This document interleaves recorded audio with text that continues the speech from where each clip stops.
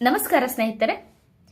ಈ ದಿನ CA inter law chapter 2 incorporation of company and matters incidental thereto ಈ ಚಾಪ್ಟರ್ನ ಕನ್ನಡದಲ್ಲಿ ಕಲಿಯೋಣ. ಬನ್ನಿ, ತಡ ಮಾಡದೆ ಚಾಪ್ಟರ್ ಸ್ಟಾರ್ಟ್ ಮಾಡೋಣ. ಮೊದಲನೇದಾಗಿ ಸೆಕ್ಷನ್ 2 ಸಬ್ಸೆಕ್ಷನ್ 69 ಪ್ರಮೋಟರ್ ಅಂದರೆ ಯಾರು? ಕಂಪ್ನಿನ ಪ್ರಾರಂಭಿಸಲು ಮತ್ತೆ ರೂಪಿಸೋದಕ್ಕೆ ಪ್ರಮುಖ ಪಾತ್ರ ವಹಿಸುವಂತಹ ವ್ಯಕ್ತಿಯನ್ನ ಪ್ರಮೋಟರ್ ಅಂತ ಕರೆಯಲಾಗತ್ತೆ. ಕಾನೂನಿನ ಪ್ರಕಾರ ಪ್ರಮೋಟರ್ ಅಂದರೆ ಕಂಪನಿ ಮಾಹಿತಿ ಪತ್ರಿಕೆಯಲ್ಲಿ ಅಂದರೆ ಪ್ರಾಸ್ಪೆಕ್ಟಸ್ನಲ್ಲಿ ಯಾರ ಹೆಸರನ್ನ ಪ್ರಮೋಟರ್ ಅಂತ ನಮೂದಿಸಲಾಗಿರುತ್ತಲ್ಲ ಅವರು. ಕಂಪ್ನಿ ತನ್ನ ಆನ್ಯುಯಲ್ ರಿಟರ್ನಲ್ಲಿ ಯಾರನ್ನ ಪ್ರಮೋಟರ್ ಅಂತ ಗುರುತಿಸಿರುತ್ತೋ ಅವರು. ಷೇರುದಾರರಾಗಿ, ಡೈರೆಕ್ಟರ್ ಆಗಿ ಅಥವಾ ಯಾವುದೇ ರೂಪದಲ್ಲಿ ಕಂಪನಿಯ ವ್ಯವಹಾರಗಳ ಮೇಲೆ ನೇರ ಅಥವಾ ಪರೋಕ್ಷವಾಗಿ ಸಂಪೂರ್ಣವಾಗಿ ಕಂಟ್ರೋಲ್ ಹೊಂದಿರುವವರು. ಯಾರ ಸಲಹೆ, ಸೂಚನೆ ಅಥವಾ ನಿರ್ದೇಶನಗಳ ಆಧಾರದ ಮೇಲೆ ಕಂಪನಿ ಡೈರೆಕ್ಟರ್ ಮಂಡಳಿ ಅಂದರೆ ಬೋರ್ಡ್ ಆಫ್ ಡೈರೆಕ್ಟರ್ ಕೆಲಸ ಮಾಡಲು ರೂಢಿಸಿಕೊಂಡಿದೆಯೋ ಅವರು. ಆದರೆ ಕೇವಲ ವೃತ್ತಿಪರರಾಗಿ ಸಲಹೆ ನೀಡುವ ವಕೀಲರು, ತಾಂತ್ರಿಕ ಅಥವಾ ಕಾರ್ಯತಜ್ಞರು ಅಂದರೆ ಪ್ರೊಫೆಷನಲ್ ಕೆಪಾಸಿಟಿ ಇದರಲ್ಲಿ ಸೇರೋದಿಲ್ಲ. ಇದು ಪ್ರಮೋಟರ್ ಆಗೋದಕ್ಕೆ ಕಂಪನಿಯ ಪ್ರಾರಂಭದ ಸ್ಥಾಪನೆಯಲ್ಲೇ ಭಾಗಿಯಾಗಿರಬೇಕು ಅಂತ ಏನಿಲ್ಲ. ನಂತರ ದಿನಗಳಲ್ಲಿ ಕೂಡ ಕಂಪನಿಯ ಬಂಡವಾಳವನ್ನು ಅಂದರೆ ಕ್ಯಾಪಿಟಲ್ನ ಕ್ರೋಢೀಕರಿಸಲು ಸಹಾಯ ಮಾಡುವವರನ್ನು ಕೂಡ ಪ್ರಮೋಟರ್ ಅಂತ ಕರೆಯಲಾಗತ್ತೆ. Section 3 formation of a company. ಯಾವುದೇ ಕಂಪನಿ ಕಾನೂನುಬದ್ಧ ಉದ್ದೇಶಕ್ಕಾಗಿ ಈ ಕೆಳಗಿನ ನಿಯಮಗಳಂತೆ ಕಂಪನಿನ ಸ್ಥಾಪಿಸಬಹುದು. ಪಬ್ಲಿಕ್ ಕಂಪನಿಯಲ್ಲಿ ಕನಿಷ್ಠ 7 ವ್ಯಕ್ತಿಗಳಿರಬೇಕು. ಪ್ರೈವೇಟ್ ಕಂಪನಿಯಲ್ಲಿ ಕನಿಷ್ಠ 2 ಇರಬೇಕು. OPCಲಿ ಕೇವಲ ಒಬ್ಬ ವ್ಯಕ್ತಿ ಇರಬೇಕು. ಇವರು ಕಂಪನಿಯ ಪ್ರಮುಖ ದಾಖಲೆಯಾದಂತಹ ಮೆಮೊರಾಂಡಮ್ ಆಫ್ ಅಸೋಸಿಯೇಷನ್ MOAಗೆ ಸಹಿ ಹಾಕೋ ಮೂಲಕ ಮತ್ತು ಕಾನೂನಿನ ನಿಯಮಗಳನ್ನು ಪಾಲಿಸೋದ್ರ ಮೂಲಕ ಕಂಪನಿನ ಸ್ಥಾಪಿಸಬಹುದು. ಈ ಮೇಲಿನ ಕಂಪನಿಗಳನ್ನು 3 ವಿಧಗಳಾಗಿ ನೋಂದಾಯಿಸಬಹುದು. ಅಂದರೆ company limited by shares, company limited by guarantee, unlimited liability companies. Next ಇವಾಗ OPC ಅಂದರೆ ಏನು ಅಂತ ನೋಡೋಣ. ಕೇವಲ ಒಬ್ಬನೇ ಸದಸ್ಯ ಹೊಂದಿರುವಂತಹ ಕಂಪನಿನ OPC ಅಂತಾರೆ. ಈ OPCಗಿರುವ ನಿಯಮಗಳನ್ನ ನೋಡೋಣ ಬನ್ನಿ. Nominee class. ಕಂಪ್ನಿಯ ಮುಖ್ಯ ಸದಸ್ಯ ಮರಣ ಹೊಂದಿದ್ರೆ ಅಥವಾ ಕೆಲಸ ಮಾಡೋದಕ್ಕೆ ಅಸಮರ್ಥನಾದರೆ ಆತನ ಬದಲಿಗೆ ಕಂಪನಿ ಜವಾಬ್ದಾರಿ ವಹಿಸಿಕೊಳ್ಳೋ ಮತ್ತೊಬ್ಬ ವ್ಯಕ್ತಿಯ ಅಂದರೆ ನಾಮಿನಿ ಹೆಸರನ್ನು MOAಯಲ್ಲಿ ಕಡ್ಡಾಯವಾಗಿ ನಮೂದಿಸಬೇಕು. ನಾಮಿನಿಯ ಹೆಸರನ್ನು ಬದಲಾಯಿಸೋದಕ್ಕೆ MOAನ ಮೂಲ ತಿದ್ದುಪಡಿ ಆಲ್ಟ್ರೇಷನ್ ಅಂತ ಪರಿಗಣಿಸಲಾಗೋದಿಲ್ಲ. ಅಂದರೆ ನಾಮಿನಿ ಹೆಸರನ್ನು ಬದಲಾಯಿಸೋದನ್ನ MOAನ ಮೂಲ ತಿದ್ದುಪಡಿ ಅಂದರೆ MOA ಆಲ್ಟ್ರೇಷನ್ ಆಗಿದೆ ಅಂತ ಪರಿಗಣಿಸೋಕ್ಕಾಗೋದಿಲ್ಲ. ನಾಮಿನಿ ಆಗೋ ವ್ಯಕ್ತಿಯು ಮುಂಚಿತವಾಗಿಯೇ ತನ್ನ ಲಿಖಿತ ಸಮ್ಮತಿಯನ್ನು ಅಂದರೆ ಪ್ರಿಯರ್ ರಿಟನ್ ಕನ್ಸೆಂಟ್ನ ನೀಡಿರಬೇಕು. ನಾಮಿನಿಯು ತನಗೆ ಇಷ್ಟವಿಲ್ಲದಿದ್ದರೆ ಯಾವುದೇ ಸಮಯದಲ್ಲಿ ತಮ್ಮ ಸಮ್ಮತಿಯನ್ನು ಹಿಂತೆಗೆದುಕೊಳ್ಳಬಹುದು. ಇದಕ್ಕಾಗಿ ಆತ ಸದಸ್ಯರಿಗೆ ಮತ್ತು ಕಂಪನಿಗೆ ನೋಟಿಸ್ ಕೊಡಬೇಕು. ಕಂಪನಿಯ ಮುಖ್ಯ ಸದಸ್ಯನು ನಾಮಿನಿ ಹೆಸರನ್ನು ಬೇಕಾದರೆ ಬದಲಾಯಿಸಬಹುದು. ಇದಕ್ಕೆ ಒಂದು ನಿಗದಿತ ಫಾರ್ಮ್ನಲ್ಲಿ ನೋಟಿಸ್ ನೀಡೋದ್ರ ಮೂಲಕ, ಬದಲಾವಣೆ ಬಗ್ಗೆ ಕಂಪನಿಗೆ ಮಾಹಿತಿ ನೀಡೋ ಮೂಲಕ, ಕಂಪನಿಯು ಈ ಮಾಹಿತಿಯನ್ನು ಪಡೆದ ತಕ್ಷಣ ಕಂಪನಿಗಳ ರಿಜಿಸ್ಟ್ರಾರ್ ROCಗೆ ತಿಳಿಸಬೇಕು. ಹಾಗಿದ್ರೆ ಅರ್ಹತೆಗಳು ಏನು ಅಂತ ನೋಡೋಣ. OPCಗೆ ಮೆಂಬರ್ ಆಗಬೇಕಂದ್ರೆ ಇವರು ನ್ಯಾಚುರಲ್ ಪರ್ಸನ್ ಆಗಿರಬೇಕು, ಭಾರತೀಯ ನಾಗರಿಕ ಅಂದರೆ ಇಂಡಿಯನ್ ಸಿಟಿಸನ್ ಆಗಿರಬೇಕು, ಅವರು ಭಾರತದಲ್ಲಿ ವಾಸಿಸ್ತಾ ಇರಲಿ ಅಥವಾ ಅವರು ವಿದೇಶದಲ್ಲಿರಲಿ, ಇವರು ಮಾತ್ರ OPCನ ಸ್ಥಾಪನೆ ಮಾಡೋದಕ್ಕೆ ಅರ್ಹರಾಗಿರ್ತಾರೆ. ಹಾಗೆ ನಾಮಿನಿಗೂ ಕೂಡ ಸೇಮ್ ಕಂಡೀಷನ್ಸ್ ಅಪ್ಲಿಕಬಲ್ ಆಗತ್ತೆ. ಯಾವುದೇ ಒಬ್ಬ ನೈಸರ್ಗಿಕ ವ್ಯಕ್ತಿ ಅಂದರೆ ನ್ಯಾಚುರಲ್ ಪರ್ಸನ್ ಒಂದು ಸಮಯದಲ್ಲಿ ಒಂದಕ್ಕಿಂತ ಹೆಚ್ಚು OPCಲಿ ಸದಸ್ಯರಾಗೋದಕ್ಕೆ ಅಥವಾ ನಾಮಿನಿ ಆಗೋದಕ್ಕೆ ಕಾನೂನಿನಲ್ಲಿ ಅವಕಾಶ ಇರೋದಿಲ್ಲ. ಹಾಗಿದ್ರೆ 2 OPC ಸದಸ್ಯನಾದರೆ ಏನಾಗುತ್ತೆ? ನಾಮಿನಿ ಆಗಿದ್ದ ಕಾರಣದಿಂದಾಗಿ ಯಾವುದೇ ಒಬ್ಬ ನ್ಯಾಚುರಲ್ ಪರ್ಸನ್ ಅನಿವಾರ್ಯವಾಗಿ 2 OPCಗಳಲ್ಲಿ ಸದಸ್ಯರಾದರೆ ಅವರು 180 ದಿನಗಳ ಒಳಗಾಗಿ ಯಾವುದಾದ್ರೂ ಒಂದು OPCಯ ಸದಸ್ಯತ್ವವನ್ನು ಬಿಟ್ಟು ಅರ್ಹತೆಯ ಮಾನದಂಡವನ್ನು ಸರಿಪಡಿಸಿಕೊಳ್ಬೇಕು. ಯಾವುದೇ ಅಪ್ರಾಪ್ತ ವಯಸ್ಕನು ಅಂದರೆ 18 ವರ್ಷಕ್ಕಿಂತ ಒಳಗಿರುವವರು ಒಪಿಸಿಯ ಸದಸ್ಯನಾಗಲು ಅಥವಾ ನಾಮಿನಿ ಆಗಲು ಕಾನೂನಿನಲ್ಲಿ ಅವಕಾಶ ಇರೋದಿಲ್ಲ. ಮೈನರು ಯಾವುದೇ ಲಾಭದಾಯಕ ಹಿತಾಸಕ್ತಿಯೊಂದಿಗೆ ಷೇರುಗಳನ್ನು ಹೊಂದುವಂತಿಲ್ಲ. ಒಪಿಸಿಯನ್ನು ಸೆಕ್ಷನ್ 8 ಕಂಪನಿಯಾಗಿ ಸ್ಥಾಪನೆ ಮಾಡೋದಕ್ಕೆ ಅಥವಾ ಪರಿವರ್ತಿಸೋದಕ್ಕೆ ಆಗೋದಿಲ್ಲ. ಒಪಿಸಿಯನ್ನು ನಿಯಮಾನುಸಾರ ಪ್ರೈವೇಟ್ ಲಿಮಿಟೆಡ್ ಅಥವಾ ಪಬ್ಲಿಕ್ ಲಿಮಿಟೆಡ್ ಕಂಪನಿಯಾಗಿ ಪರಿವರ್ತಿಸಬಹುದು. ಒಪಿಸಿಯು ಯಾವುದೇ ಬ್ಯಾಂಕಿಂಗ್ ಅಲ್ಲದ ಹಣಕಾಸು ಹೂಡಿಕೆ ಚಟುವಟಿಕೆಗಳನ್ನು ಅಂದರೆ ನಾನ್ ಬ್ಯಾಂಕಿಂಗ್ ಫಿನಾನ್ಷಿಯಲ್ ಇನ್ವೆಸ್ಟ್ಮೆಂಟ್ ಆಕ್ಟಿವಿಟೀಸ್ನ ನಡೆಸೋ ಹಾಗಿಲ್ಲ. ಒಪಿಸಿ ಯಾವುದೇ ಇತರ ಕಾರ್ಪೊರೇಟ್ ಸಂಸ್ಥೆಗಳ ಅಂದರೆ ಬಾಡಿ ಕಾರ್ಪೊರೇಟ್ ಸೆಕ್ಯೂರಿಟಿಗಳಲ್ಲಿ ಶೇರ್ಗಳನ್ನ ಇನ್ವೆಸ್ಟ್ ಮಾಡೋ ಹಾಗಿಲ್ಲ. ಹಾಗಿದ್ರೆ ಒಪಿಸಿಗೆ ರಿಲ್ಯಾಕ್ಸೇಷನ್ ಇದೆಯಾ? ಇದೆ. ಏನಿದೆ ಅಂತ ನೋಡೋಣ ಬನ್ನಿ.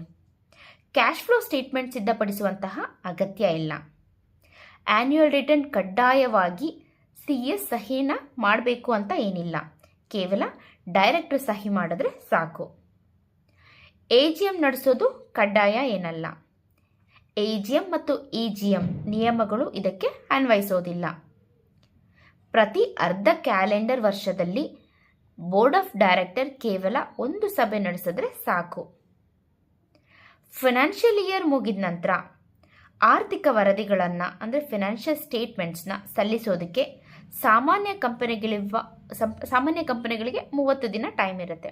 ಅದ್ರ ಬದಲು ಒಪಿಸಿಲಿ 6 ತಿಂಗಳವರೆಗೆ ಅವಕಾಶ ಇರುತ್ತೆ. Section 3A members salary liable. ಕಂಪನಿಯ ಮಿನಿಮಮ್ ಮೆಂಬರ್ಸ್ನ ಸಂಖ್ಯೆ ನಿಗದಿತ ಮಿತಿಗಿಂತ ಕಡಿಮೆ ಆದಾಗ ಈ ನಿಯಮ ಅಂದರೆ ಸೆಕ್ಷನ್ 3A ಅನ್ವಯಿಸುತ್ತೆ. ಪಬ್ಲಿಕ್ ಕಂಪನಿಯಲ್ಲಿ ಸದಸ್ಯರ ಸಂಖ್ಯೆ 7ಕ್ಕಿಂತ ಕಡಿಮೆ ಆದರೆ, ಪ್ರೈವೇಟ್ ಕಂಪನಿಯಲ್ಲಿ 2ಗಿಂತ ಕಡಿಮೆ ಆದರೆ, ಹಾಗೆ ಕಂಪನಿಯು ಅದೇ ಕಡಿಮೆ ಸದಸ್ಯರ ಸಂಖ್ಯೆ ಜೊತೆ 6 ತಿಂಗಳಿಗಿಂತ ಹೆಚ್ಚಿನ ಕಾಲ ಬಿಸ್ನೆಸ್ನ ಮುಂದುವರೆಸಿದ್ರೆ, ಆ 6 ತಿಂಗಳ ಅವಧಿ ನಂತರ ಕಂಪನಿಯು ಮಾಡುವ ಎಲ್ಲ ಸಾಲಗಳಿಗೆ ಮತ್ತು ಎಲ್ಲ ಬಿಸ್ನೆಸ್ಗೆ ಆ ಮಿತಿ ಕಡಿಮೆಯಾಗಿರುವ ವಿಷಯ ತಿಳಿದಿದ್ದಂತಹ ಪ್ರತಿಯೊಬ್ಬ ಸದಸ್ಯನು ಪರ್ಸ್ನಲಿ ಹೊಣೆಗಾರಿಕನಾಗ್ತಾನೆ. ಅವರ ಮೇಲೆ ನೇರವಾಗಿ ಕಾನೂನು ಕ್ರಮವನ್ನು ಜರುಗಿಸಲಾಗತ್ತೆ. Section 7 incorporation of company. ಕಂಪನಿನ ರಿಜಿಸ್ಟರ್ ಮಾಡಲು ಕಂಪನಿಗಳ ರಿಜಿಸ್ಟ್ರಾರ್ ಅಂದರೆ ROCಗೆ ಈ ಕೆಳಗಿನ ಮಾಹಿತಿ ಮತ್ತು ದಾಖಲೆ ಜೊತೆಗೆ ಸ್ಪೈಸ್ ಪ್ಲಸ್ INC 32 ಫಾರ್ಮ್ನಲ್ಲಿ ಅರ್ಜಿಯನ್ನು ಸಲ್ಲಿಸಬೇಕು. ಇದಕ್ಕೆ ಬೇಕಾಗಿರುವಂತಹ ಡಾಕ್ಯುಮೆಂಟ್ಸ್ MOA INC 33 ಮತ್ತು AOA INC 34. ಕಂಪನಿಯ ಮುಖ್ಯ ಬೈಲಾಗಳಿಗೆ ಎಲ್ಲ ಆರಂಭಿಕ ಸದಸ್ಯರು ಕಡ್ಡಾಯವಾಗಿ ಸಹಿ ಮಾಡಿರಬೇಕು ಅಂದರೆ ಸಬ್ಸ್ಕ್ರೈಬರ್ಸ್. ಕಂಪನಿಯ ಕಾಯ್ದೆಯ ಎಲ್ಲ ನಿಯಮಗಳನ್ನ ಪಾಲಿಸಲಾಗಿದೆ ಅಂತ ಒಂದು ಪ್ರಮಾಣೀಕರಿಸುವ ಪತ್ರವನ್ನು ಕೊಡಬೇಕು. ಇದಕ್ಕೆ ಕಂಪನಿ ಸ್ಥಾಪನೆಯಲ್ಲಿ ತೊಡಗಿರುವಂತಹ ಎಲ್ಲ ವಕೀಲರು, CA, ಕಾಸ್ಟ್ ಅಕೌಂಟೆಂಟ್ ಅಥವಾ ಪ್ರಾಕ್ಟೀಸ್ನಲ್ಲಿರುವಂತಹ CS ಸೈನ್ ಮಾಡಿರಬೇಕು. ಅಥವಾ ಕಂಪನಿಯ AOAನಲ್ಲಿ ಹೆಸರಿಸಲಾಗಿರುವ ಅಂತ ರಿಜಿಸ್ಟರ್ ಯಾರ್ದು ನೇಮ್ ರಿಜಿಸ್ಟರ್ ಆಗಿರುತ್ತಲ್ಲ ಆ ಡೈರೆಕ್ಟರು, ಮ್ಯಾನೇಜರು ಅಥವಾ ಕಾರ್ಯದರ್ಶಿ ಸೈನ್ ಮಾಡಿರಬೇಕು. ಕಂಪನಿಯ ಅಧಿಕೃತ ಕಚೇರಿ ಸ್ಥಾಪಿತವಾಗುವವರೆಗೆ ಪತ್ರ ವ್ಯವಹಾರಕ್ಕಾಗಿ ಒಂದು ಟೆಂಪರರಿ ಅಡ್ರೆಸ್ನ ನೀಡಬೇಕು. ಕಂಪನಿಯ ಮೊದಲ ಡೈರೆಕ್ಟರ್ ಇತರ ಸಂಸ್ಥೆಗಳಲ್ಲಿ ಹೊಂದಿರುವ ಇಂಟ್ರೆಸ್ಟ್ ಮತ್ತು ಡೈರೆಕ್ಟರ್ ಆಗಿ ನಿರ್ವಹಿಸಲು ಅವರ ಒಪ್ಪಿಗೆ ಪತ್ರ ಕೊಡಬೇಕಾಗತ್ತೆ. Particulars of subscribers. ಪೂರ್ಣ ಹೆಸರು ಅಂದರೆ ಅವ್ರದ್ದು ಸರ್ ನೇಮ್ನ ಸೇರಿಸಿ ಇತ್ತೀಚಿನ ಭಾವಚಿತ್ರವನ್ನು ಕೊಡಬೇಕು. ತಂದೆ ತಾಯಿ ಹೆಸರು, ರಾಷ್ಟ್ರೀಯತೆ, ಒಂದು ವೇಳೆ ವಿದೇಶಿ ನಾಗರಿಕರಾಗಿದ್ದರೆ ಅದಕ್ಕೆ ತಕ್ಕ ರಾಷ್ಟ್ರೀಯತೆಯ ಒಂದು ಪ್ರೂಫ್ ಕೊಡಬೇಕು. ಡೇಟ್ ಆಫ್ ಬರ್ತ್ ಮತ್ತು ಹುಟ್ಟಿದ ಸ್ಥಳ ಇರಬೇಕಾಗತ್ತೆ ಫಾರ್ಮಲ್ಲಿ. ಮೆಂಬರ್ಸ್ನ ಎಜುಕೇಷನ್ ಮತ್ತು ಅವರು ಮಾಡುವ ಕೆಲಸದ ಡೀಟೇಲ್ಸ್ ಕೊಡಬೇಕು. ಪ್ಯಾನ್ ಕಾರ್ಡ್ ನಂಬರ್ ಕೊಡಬೇಕಾಗತ್ತೆ. ಪ್ರತಿಯೊಬ್ಬ ಸದಸ್ಯರ ಅಧಿಕೃತ ಇಮೇಲ್ ID ಮತ್ತು ಮೊಬೈಲ್ ನಂಬರ್ ಕೊಡಬೇಕು. ಪರ್ಮನೆಂಟ್ ಅಡ್ರೆಸ್ ಮತ್ತು present address. Residential proof, bank statement, current bill, telephone ಅಥವಾ ಮೊಬೈಲ್ ಬಿಲ್, ಆದರೆ ಈ ಬಿಲ್ಗಳು 2 ತಿಂಗಳಿಗಿಂತ ಹಳೆಯದಾಗಿರಬಾರ್ದು. Proof of identity, voter ID, passport ನಕಲು, ಚಾಲನಾ ಪರವಾನಗಿ ಅಂದರೆ ಡ್ರೈವಿಂಗ್ ಲೈಸೆನ್ಸ್, UIN ವಿಶಿಷ್ಟ ಗುರುತಿನ ಸಂಖ್ಯೆ, ಹಾಗೆ ವಿದೇಶಿಗರು ಅಥವಾ ಅನಿವಾಸಿ ಭಾರತೀಯರಿಗೆ ಪಾಸ್ಪೋರ್ಟ್ ಕಡ್ಡಾಯವಾಗಿ ಕೊಡಬೇಕು. ಇತರ ಕಂಪನಿಗಳ ಮಾಹಿತಿ ಅಂದರೆ ಒಂದು ವೇಳೆ ಸದಸ್ಯರು ಈಗಾಗಲೇ ಬೇರೆ ಕಂಪನಿಯಲ್ಲಿ ಡೈರೆಕ್ಟರ್ ಆಗಿದ್ರೆ ಅಥವಾ ಪ್ರಮೋಟರ್ ಆಗಿದ್ರೆ ಆ ಕಂಪನಿಯ ಹೆಸರು, ಸಿನ್ ಕಾರ್ಪೊರೇಟ್ ಐಡೆಂಟಿಟಿ ನಂಬರ್ ಹಾಗೂ ಅವರ ಪಾತ್ರದ ವಿವರಗಳನ್ನ ಕೊಡಬೇಕಾಗತ್ತೆ. Subscriber is a body corporate. ಒಂದು ವೇಳೆ ಕಂಪನಿಯ ಷೇರುಗಳನ್ನು ಪಡೆಯುವ ಸದಸ್ಯ ವೈಯಕ್ತಿಕ ಮನುಷ್ಯನಾಗಿರದೆ ಮತ್ತೊಂದು ನೋಂದಾಯಿತ ಸಂಸ್ಥೆ ಅಥವಾ ಕಂಪನಿಯಾಗಿದ್ದರೆ ROCಗೆ ಈ ಕೆಳಗಿನ ಡೀಟೇಲ್ಸ್ನ ಕೊಡಬೇಕು. ಆ ಸಂಸ್ಥೆಯ ಹೆಸರು, ಕಾರ್ಪೊರೇಟ್ ಐಡೆಂಟಿಟಿ ನಂಬರ್ ಮತ್ತು register number. Global location number ಇದ್ದರೆ ಅದನ್ನು ಕೂಡ ನಮೂದಿಸಬೇಕು. ಆ ಸಂಖ್ಯೆಯ ಅಧಿಕೃತ ಕಚೇರಿಯ ವಿಳಾಸ ಮತ್ತು ಮೇನ್ ಬಿಸ್ನೆಸ್ನ ಅಡ್ರೆಸ್ಸು, ಇಮೇಲ್ ID. ಅದು ಕಂಪ್ನಿ ಆಗಿದ್ರೆ ಹೊಸ ಕಂಪ್ನಿಯ MOAಗೆ ಸೈನ್ ಹಾಕೋದಕ್ಕೆ ಅನುಮತಿ ನೀಡುವ ಅವರ ಬೋರ್ಡ್ ರೆಸಲ್ಯೂಷನ್ನ ಸರ್ಟಿಫೈಡ್ ಟ್ರೂ ಕಾಪಿ ಕೊಡಬೇಕು. ಅದು LLP ಅಥವಾ ಪಾರ್ಟ್ನರ್ಶಿಪ್ ಫಾರ್ಮ್ ಆಗಿದ್ರೆ ಎಲ್ಲ ಪಾರ್ಟ್ನರ್ಸ್ ಒಪ್ಪಿರುವ ನಿರ್ಣಯದ ಪ್ರಮಾಣೀಕೃತ ಕಾಪಿನ ಕೊಡಬೇಕು. ವಿದೇಶಿ ಸಂಸ್ಥೆ ಆಗಿದ್ರೆ ಅದರ ಸರ್ಟಿಫಿಕೇಟ್ ಆಫ್ ಇನ್ಕಾರ್ಪೊರೇಷನ್ನ ಒಂದು ಕಾಪಿ ಮತ್ತು ಅದರ ಅಧಿಕೃತ ಆಫೀಸ್ ಅಡ್ರೆಸ್ನ ಕೊಡಬೇಕಾಗತ್ತೆ. ಪರ್ಟಿಕ್ಯುಲರ್ ಆಫ್ ಫಸ್ಟ್ ಡೈರೆಕ್ಟರ್, ಮೊದಲ ನಿರ್ದೇಶಕರ ಪೂರ್ಣ ಹೆಸರು, ಅವರ ಗುರುತಿನ ಸಂಖ್ಯೆ ಅಂದರೆ DIN number, residential address, nationality, ಹಾಗೆ ಇನ್ನೂ ಅಗತ್ಯವಿರುವಂತಹ ಡೀಟೇಲ್ಸ್ ಹಾಗೂ ಗುರುತಿನ ಪ್ರೂಫ್ನ ಕೊಡಬೇಕಾಗತ್ತೆ. ಡಿಕ್ಲರೇಷನ್ INC 9, ಪ್ರತಿಯೊಬ್ಬ ಸದಸ್ಯನು ಮತ್ತು ಫಸ್ಟ್ ಡೈರೆಕ್ಟರ್ ಈ ಕೆಳಗಿನ ಅಂಶಗಳನ್ನು ಪ್ರಮಾಣೀಕರಿಸಿ ಸ್ವಯಂ ಘೋಷಣಾ ಪತ್ರವನ್ನು ನೀಡಬೇಕು. ತಾವು ಯಾವುದೇ ಕಂಪನಿಯ ಸ್ಥಾಪನೆ, ರಚನೆ ಅಥವಾ ನಿರ್ವಹಣೆಗೆ ಸಂಬಂಧಿಸಿದ ಅಪರಾಧದಲ್ಲಿ ದೋಷಿ ಅಂದರೆ ಕನ್ವಿಕ್ಟೆಡ್ ಅಂತ ಸಾಬೀತಾಗಿಲ್ಲ. ಕಳೆದ 5 ವರ್ಷಗಳಲ್ಲಿ ಕಂಪನಿ ಆಕ್ಟ್ನ ಯಾವುದೇ ವಂಚನೆ, ಕರ್ತವ್ಯ ಲೋಪ ಅಥವಾ ದುರ್ನಡತೆಯಲ್ಲಿ ಅಪರಾಧಿ ಅಂತ ಕಂಡುಬಂದಿಲ್ಲ. ROCಗೆ ರಿಜಿಸ್ಟ್ರೇಷನ್ಗೋಸ್ಕರ ಸಲ್ಲಿಸುತ್ತಿರುವ ಎಲ್ಲ ದಾಖಲೆ ಮತ್ತು ಮಾಹಿತಿಗಳು ತಮ್ಮ ಜ್ಞಾನಕ್ಕೆ ತಿಳಿದಿರುವಂತೆ ಸಂಪೂರ್ಣವಾಗಿ ಸತ್ಯ ಮತ್ತು ಸರಿಯಾಗಿದೆ. ROC ಪ್ರೊಸೆಸ್ ಅಂಡ್ ಸಿನ್. ಈ ಮೇಲಿನ ಎಲ್ಲ ದಾಖಲೆಗಳ ಆಧಾರದ ಮೇಲೆ ತೃಪ್ತರಾದ ನಂತರ ROC ಕಂಪನಿಯನ್ನು ರಿಜಿಸ್ಟರ್ ಮಾಡುತ್ತೆ ಮತ್ತು INC 11 ಫಾರ್ಮ್ನಲ್ಲಿ ಕಂಪನಿ ನೋಂದಣಿ ಪ್ರಮಾಣ ಪತ್ರವನ್ನು ಅಂದರೆ COI ಸರ್ಟಿಫಿಕೇಟ್ ಆಫ್ ಇನ್ಕಾರ್ಪೊರೇಷನ್ ಕೊಡುತ್ತೆ. ಕಾರ್ಪೊರೇಟ್ ಐಡೆಂಟಿಟಿ ಸಂಖ್ಯೆ, ಸಿನ್ ನಂಬರ್. ROC ಕಂಪನಿಗೆ ಒಂದು ವಿಶಿಷ್ಟ ಗುರುತಿನ ಸಂಖ್ಯೆಯನ್ನು ನೀಡುತ್ತೆ. ಇದನ್ನು ಕಂಪನಿ ಇನ್ಕಾರ್ಪೊರೇಷನ್ನಲ್ಲಿ ಸೇರಿಸಲಾಗುತ್ತೆ. ಸಿನ್ ಎಂಬುದು 21 ಅಂಕಿ ಅಂಶಗಳ ಅಕ್ಷರಗಳಾಗಿರುತ್ತೆ. ಆಲ್ಫಾ ನ್ಯೂಮೆರಿಕ್ ಡಿಜಿಟ್ ವಿಶಿಷ್ಟ ಸಂಖ್ಯೆಯಾಗಿದ್ದು ಇದು ಕಂಪನಿಯ ಸ್ವರೂಪ, ರಾಜ್ಯ, ಸ್ಥಾಪನೆಯಾದ ವರ್ಷ ಮತ್ತು ಮಾಲೀಕತ್ವದ ಮೂಲಭೂತ ವಿವರಗಳನ್ನು ಒಳಗೊಂಡಿರುತ್ತೆ. ಕಂಪನಿಯು ನೋಂದಣಿಗಾಗಿ ಸಲ್ಲಿಸಿದ ಎಲ್ಲ ಮೂಲ ದಾಖಲೆಗಳು ಮತ್ತು ಮಾಹಿತಿಯ ಕಾಪಿಗಳನ್ನ ತನ್ನ ಅಧಿಕೃತ ರಿಜಿಸ್ಟರ್ ಆಫೀಸ್ ಕಂಪನಿ ಇರುವವರೆಗೂ ಕಡ್ಡಾಯವಾಗಿ ಸುರಕ್ಷಿತವಾಗಿ ಕಾಯ್ದಿರಿಸಿಕೊಳ್ಳಬೇಕು. ತಪ್ಪು ಮಾಹಿತಿ ನೀಡಿದರೆ, ಕಂಪನಿ ರಿಜಿಸ್ಟ್ರೇಷನ್ ಸಮಯದಲ್ಲಿ ಯಾರಾದರೂ ಉದ್ದೇಶಪೂರ್ವಕವಾಗಿ ಸುಳ್ಳು ಅಥವಾ ತಪ್ಪು ಮಾಹಿತಿ ಏನಾದರೂ ನೀಡಿದರೆ ಅಥವಾ ಯಾವುದೇ ಪ್ರಮುಖ ವಿಷಯವನ್ನು ಮುಚ್ಚಿಟ್ರೆ ಅಂತಹ ವ್ಯಕ್ತಿಯು ಸೆಕ್ಷನ್ 447ರ ಅಡಿಯಲ್ಲಿ ಫ್ರಾಡ್ನ ಅಪರಾಧಕ್ಕಾಗಿ ಕಾನೂನು ಕ್ರಮವನ್ನು ಎದುರಿಸಬೇಕಾಗತ್ತೆ. ನೋಂದಣಿ ನಂತರ ತಪ್ಪು ಮಾಹಿತಿ ಸಾಬೀತಾದರೆ, ಕಂಪನಿ ರಿಜಿಸ್ಟ್ರೇಷನ್ ಆದ ನಂತರ ಅದನ್ನು ಸುಳ್ಳು ಮಾಹಿತಿ ನೀಡಿ ಅಥವಾ ವಂಚನೆ ಮೂಲಕ ಸ್ಥಾಪಿಸಲಾಗಿದೆ ಅಂತ ಏನಾದರೂ ಸಾಬೀತಾದರೆ ಅದಕ್ಕೆ ಕಾರಣರಾದಂತಹ ಪ್ರಮೋಟರ್, ಫಸ್ಟ್ ಡೈರೆಕ್ಟರ್ ಮತ್ತು ತಪ್ಪು ಘೋಷಣಾ ನೀಡಿದ ವ್ಯಕ್ತಿಗಳು ಎಲ್ಲರೂ ಸೆಕ್ಷನ್ 447 ಅಡಿಯಲ್ಲಿ ಶಿಕ್ಷೆಗೆ ಒಳಗಾಗ್ತಾರೆ. ಕಂಪನಿ ವಿರುದ್ಧ NCLT ಕೈಗೊಳ್ಳಬಹುದಾದಂತಹ ಕ್ರಮಗಳೇನು? ವಂಚನೆಯಿಂದ ಕಂಪನಿ ಸ್ಥಾಪನೆಯಾಗಿದೆ ಅಂತ ತಿಳಿದು ಬಂದಾಗ ರಾಷ್ಟ್ರೀಯ ಕಂಪನಿ ಕಾನೂನು ನ್ಯಾಯಮಂಡಳಿ ಅಂದರೆ NCLT ಅರ್ಜಿಯ ಆಧಾರದ ಮೇಲೆ ಈ ಕೆಳಗಿನ ಆದೇಶಗಳನ್ನು ಹೊರಡಿಸಬಹುದು. ಕಂಪನಿಯ ಸರಿಯಾದ ನಿರ್ವಹಣೆಗಾಗಿ MOA, AOA ನಿಯಮಗಳನ್ನು ಬದಲಾಯಿಸಬಹುದು. ಕಂಪನಿಯ ಸದಸ್ಯರ ಹೊಣೆಗಾರಿಕೆಯನ್ನ ಅನಿಯಮಿತ ಅಂದರೆ ಅನ್ಲಿಮಿಟೆಡ್ ಲಯಬಿಲಿಟಿ ಅಂತ ಘೋಷಿಸಬಹುದು. ಕಂಪನಿಗಳ ರಿಜಿಸ್ಟ್ರಾರ್ನಿಂದ ಆ ಕಂಪನಿಯ ಹೆಸರನ್ನು ನೇರವಾಗಿ ತೆಗೆದುಹಾಕಬಹುದು. ಹಾಗೆ ಕಂಪನಿಯನ್ನು ಸಂಪೂರ್ಣವಾಗಿ ವೈಂಡಿಂಗ್ ಅಪ್ ಮಾಡೋದಕ್ಕೆ ಆದೇಶಿಸಬಹುದು. ನ್ಯಾಯಮಂಡಳಿಗೆ ಸೂಕ್ತ ಅಂತ ಅನಿಸಿದ್ರೆ ಯಾವುದೇ ಇತರ ಆದೇಶವನ್ನು ನೀಡಬಹುದು.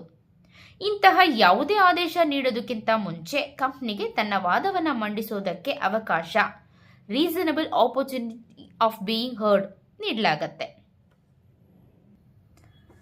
Section 8 formation of companies with charitable objects etcetera. ಲಾಭದ ಉದ್ದೇಶವಿಲ್ಲದೆ ಸಮಾಜ ಸೇವೆಗಾಗಿ ಸ್ಥಾಪನೆಗೊಳ್ಳುವ ಕಂಪನಿಗಳನ್ನು ಸೆಕ್ಷನ್ 8 ಕಂಪನಿ ಅಂತ ಕರೆಯಲಾಗುತ್ತೆ. ಸೆಂಟ್ರಲ್ ಗೌರ್ಮೆಂಟ್ ಇದರ ಜವಾಬ್ದಾರಿಯನ್ನು ROCಗೆ ವಹಿಸಿದೆ. ಫಸ್ಟು ಸೆಕ್ಷನ್ 8 ಕಂಪನಿಯ ಮುಖ್ಯ ಉದ್ದೇಶ ಏನು ಅಂತ ನೋಡೋಣ. ಕಲೆ, ವಾಣಿಜ್ಯ, ವಿಜ್ಞಾನ, ಕ್ರೀಡೆ, ಶಿಕ್ಷಣ, ಸಂಶೋಧನೆ, ಸಾಮಾಜಿಕ ಕಲ್ಯಾಣ, ಧರ್ಮ, ದಾನ ಧರ್ಮ, ಪರಿಸರ ಸಂರಕ್ಷಣೆಯ ಮುಂತಾದ ಒಳ್ಳೆಯ ಉದ್ದೇಶಗಳನ್ನು ಉತ್ತೇಜಿಸೋದು. ಕಂಪನಿಗೆ ಬರುವ ಯಾವುದೇ ಲಾಭ ಅಥವಾ ಆದಾಯವನ್ನ ಕೇವಲ ಕಂಪನಿ ಉದ್ದೇಶಕ್ಕಾಗಿ, ಕಂಪನಿ ಬೆಳವಣಿಗೆಗೆ ಮಾತ್ರ ಬಳಸಿಕೊಳ್ಬೇಕು. ಕಂಪನಿಯು ತನ್ನ ಸದಸ್ಯರಿಗೆ ಯಾವುದೇ ರೀತಿ ಲಾಭಾಂಶವನ್ನ ಅಂದರೆ ಡಿವಿಡೆಂಡ್ನ ಹಂಚುವಂತಿಲ್ಲ. ಇದು ಸಂಪೂರ್ಣವಾಗಿ ಪ್ರಾಹಿಬಿಟೆಡ್. ಹೆಸರಿನಲ್ಲಿ ವಿನಾಯಿತಿ ಅಂದರೆ ಒಮ್ಮೆ ಸೆಕ್ಷನ್ 8 ಲೈಸೆನ್ಸ್ ಸಿಕ್ಕಿದ ನಂತರ ಕಂಪನಿಯು ತನ್ನ ಹೆಸರಿನ ಕೊನೆಯಲ್ಲಿ ಲಿಮಿಟೆಡ್ ಅಥವಾ ಪ್ರೈವೇಟ್ ಲಿಮಿಟೆಡ್ ಎಂಬ ಪದಗಳನ್ನ ಬಳಸುವಂತಹ ಅಗತ್ಯ ಇರೋದಿಲ್ಲ. ಒಂದು ಪಾಲುದಾರಿಕೆ ಸಂಸ್ಥೆ ಅಂದರೆ ಪಾರ್ಟ್ನರ್ಶಿಪ್ ಫರ್ಮ್ನ ಸೆಕ್ಷನ್ 8 ಕಂಪನಿಯ ಸದಸ್ಯತ್ವವನ್ನು ಪಡೆಯಬಹುದು. ಪ್ರಿಯರ್ ಪರ್ಮಿಷನ್. ಸೆಕ್ಷನ್ 8 ಕಂಪನಿ ತನ್ನ ಪ್ರಮುಖ ದಾಖಲೆಗಳನ್ನು ತಿದ್ದುಪಡಿ ಮಾಡಲು ಮುಂಚಿತವಾಗಿ ಅನುಮತಿ ಪಡೆಯಬೇಕು. ಕೇಂದ್ರ ಸರ್ಕಾರದ ಪರವಾಗಿ ರೀಜನಲ್ ಡೈರೆಕ್ಟರ್ ಅನುಮತಿ ಪಡೆಯಬೇಕು. ಇದು MOA ತಿದ್ದುಪಡಿಗೆ. AOA ತಿದ್ದುಪಡಿಗಾದರೆ ಕೇಂದ್ರ ಸರ್ಕಾರದ ಪರವಾಗಿ ರಿಜಿಸ್ಟ್ರಾರ್ ಅಂದರೆ ಕಂಪನಿಯ ರಿಜಿಸ್ಟ್ರಾರ್ನಿಂದ ಅನುಮತಿ ಪಡೆಯಬೇಕು. MOA ತಿದ್ದುಪಡಿಗಾಗಿ ಸೆಂಟ್ರಲ್ ಗೌರ್ಮೆಂಟ್ ಪರವಾಗಿ ರೀಜನಲ್ ಡೈರೆಕ್ಟರ್ ಅನುಮತಿ ಪಡೆಯಬೇಕು. ಅದೇ AOA ತಿದ್ದುಪಡಿಗಾಗಿ ಸೆಂಟ್ರಲ್ ಗೌರ್ಮೆಂಟ್ ಪರವಾಗಿ ROC ಪರ್ಮಿಷನ್ ಪಡಿಬೇಕು. ಜನರಲ್ ಮೀಟಿಂಗಲ್ಲಿ ಸ್ಪೆಷಲ್ ರೆಸೊಲ್ಯೂಷನ್ ಪಾಸ್ ಮಾಡೋದ್ರ ಮೂಲಕ ಸೆಕ್ಷನ್ 8 ಕಂಪನಿಯನ್ನು ಯಾವುದೇ ಇತರ ಸಾಮಾನ್ಯ ಕಂಪನಿಯಾಗಿ ಪರಿವರ್ತಿಸಬಹುದು. Reason for revocation. ಈ ಕೆಳಗಿನ ಸಂದರ್ಭದಲ್ಲಿ ಸರ್ಕಾರವು ಪರವಾನಗಿಯನ್ನು ಅಂದರೆ ಲೈಸೆನ್ಸ್ನ ಕ್ಯಾನ್ಸಲ್ ಮಾಡಬಹುದು. ಸೆಕ್ಷನ್ 8ರ ಯಾವುದೇ ನಿಯಮಗಳನ್ನು ಉಲ್ಲಂಘಿಸಿದರೆ, ಲೈಸೆನ್ಸ್ ನೀಡುವಾಗ ವಿಧಿಸಿದ್ದ ಯಾವುದೇ ಷರತ್ತುಗಳನ್ನ ಮೀರಿದರೆ, ಕಂಪನಿಯ ವ್ಯವಹಾರಗಳನ್ನ ಫ್ರಾಡ್ಯುಲೆಂಟ್ಲಿ ನಡೆಸ್ತಾ ಇದ್ರೆ, ಅಥವಾ ಕಂಪನಿಯ ಮೂಲ ಉದ್ದೇಶಗಳಿಗೆ ವಿರುದ್ಧವಾಗಿ ನಡೆಸ್ತಾ ಇದ್ರೆ, ಅಥವಾ ಸಾರ್ವಜನಿಕ ಹಿತಾಸಕ್ತಿಗೆ ಧಕ್ಕೆ ತರ್ತಾ ಇದ್ರೆ, ಕೇಂದ್ರ ಸರ್ಕಾರದ ಪ್ರಮುಖ ಅಧಿಕಾರಗಳು ಆರ್ಡಿಗೆ ವಹಿಸಲಾಗಿದೆ.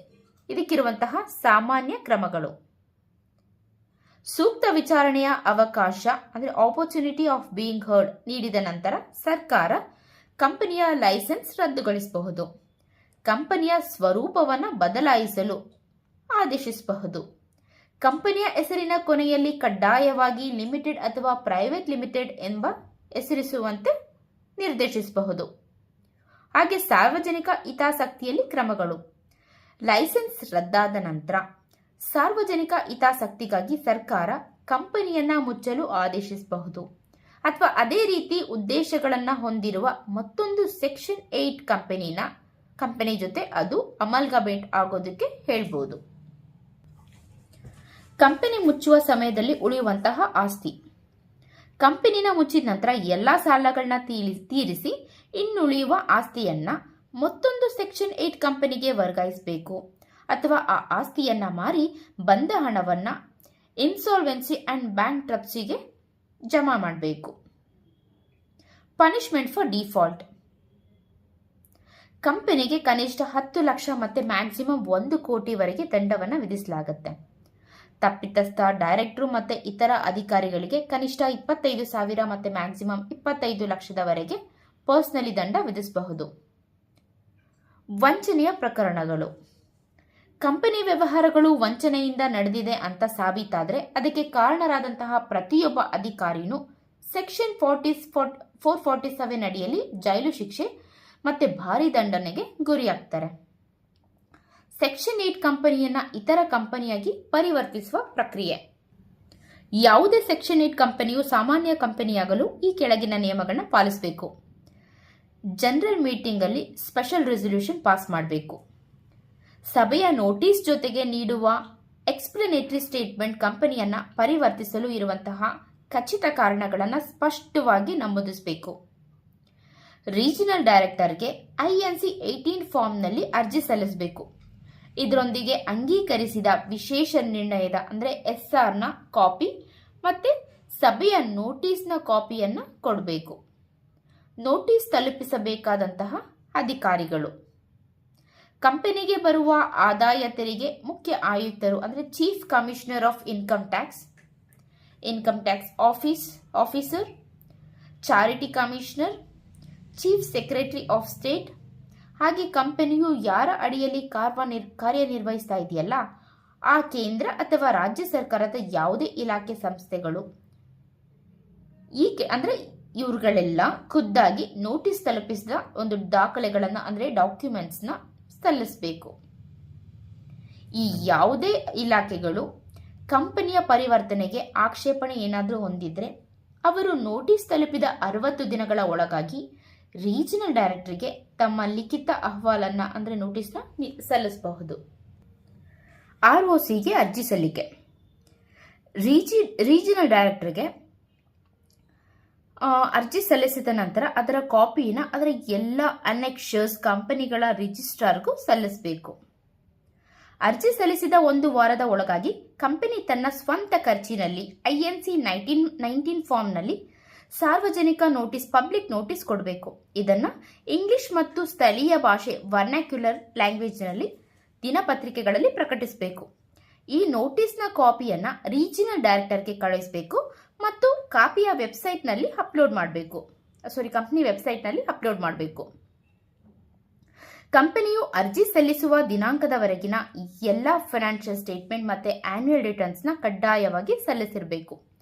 ಒಂದು ವೇಳೆ ಆನ್ಯುಯಲ್ ರಿಟರ್ನ್ ಅಂದರೆ ಫೈನಾನ್ಷಿಯಲ್ ಇಯರ್ ಮುಗಿದು 3 ತಿಂಗಳ ನಂತರ ಅರ್ಜಿ ಸಲ್ಲಿಸಿದ್ರೆ ಚಾರ್ಟರ್ಡ್ ಅಕೌಂಟೆಂಟ್ ಅವರಿಂದ ಒಂದು ಪ್ರಮಾಣೀಕರಿಸಲ್ಪಟ್ಟ ಅರ್ಜಿ ಸಲ್ಲಿಸುವ ಇಂದಿನ 30 ದಿನಗಳವರೆಗಿನ ಕಂಪನಿಯ ಇತ್ತೀಚಿನ ಆರ್ಥಿಕ ಸ್ಥಿತಿಯನ್ನ ಅಂದರೆ ಫೈನಾನ್ಷಿಯಲ್ ಪೊಸಿಷನ್ನ ಸಬ್ಮಿಟ್ ಮಾಡಬೇಕು. ರೀಜನಲ್ ಡೈರೆಕ್ಟರ್ ಕೆಲವು ನಿಬಂಧನೆ ಮತ್ತೆ ಷರತ್ತುಗಳನ್ನು ಅಂದರೆ ಟರ್ಮ್ಸ್ ಅಂಡ್ ಕಂಡೀಷನ್ ವಿಧಿಸುವ ಪರಿವರ್ತನೆಗೆ ಅನುಮೋದನೆ ನೀಡಬಹುದು. ಯಾವುದೇ ಕಂಡೀಷನ್ಸ್ ವಿಧಿಸುವ ಮುನ್ನ ಅಥವಾ ಅರ್ಜಿಯನ್ನ ತಿರಸ್ಕರಿಸುವ ಮುನ್ನ ಕಂಪನಿಗೆ ತನ್ನ ವಾದ ಮಂಡಿಸಲು ಅವಕಾಶ ನೀಡಲಾಗುತ್ತೆ. ರೀಜನಲ್ ಡೈರೆಕ್ಟರಿಂದ ಅನುಮೋದನೆ ಸಿಕ್ಕ ನಂತರ ಕಂಪನಿ ಸಾಮಾನ್ಯ ಸಭೆಯನ್ನ ಕರೆದು ತನ್ನ AOA ಮತ್ತು MOA ನಿಯಮಗಳನ್ನ ತಿದ್ದುಪಡಿ ಮಾಡೋದಕ್ಕೆ ವಿಶೇಷ ನಿರ್ಣಯ ಅಂದರೆ SR ಪಾಸ್ ಮಾಡಬೇಕು. ಅದಾದ ನಂತರ ದಾಖಲೆಗಳನ್ನ ROCಗೆ ಸಬ್ಮಿಟ್ ಮಾಡಬೇಕು.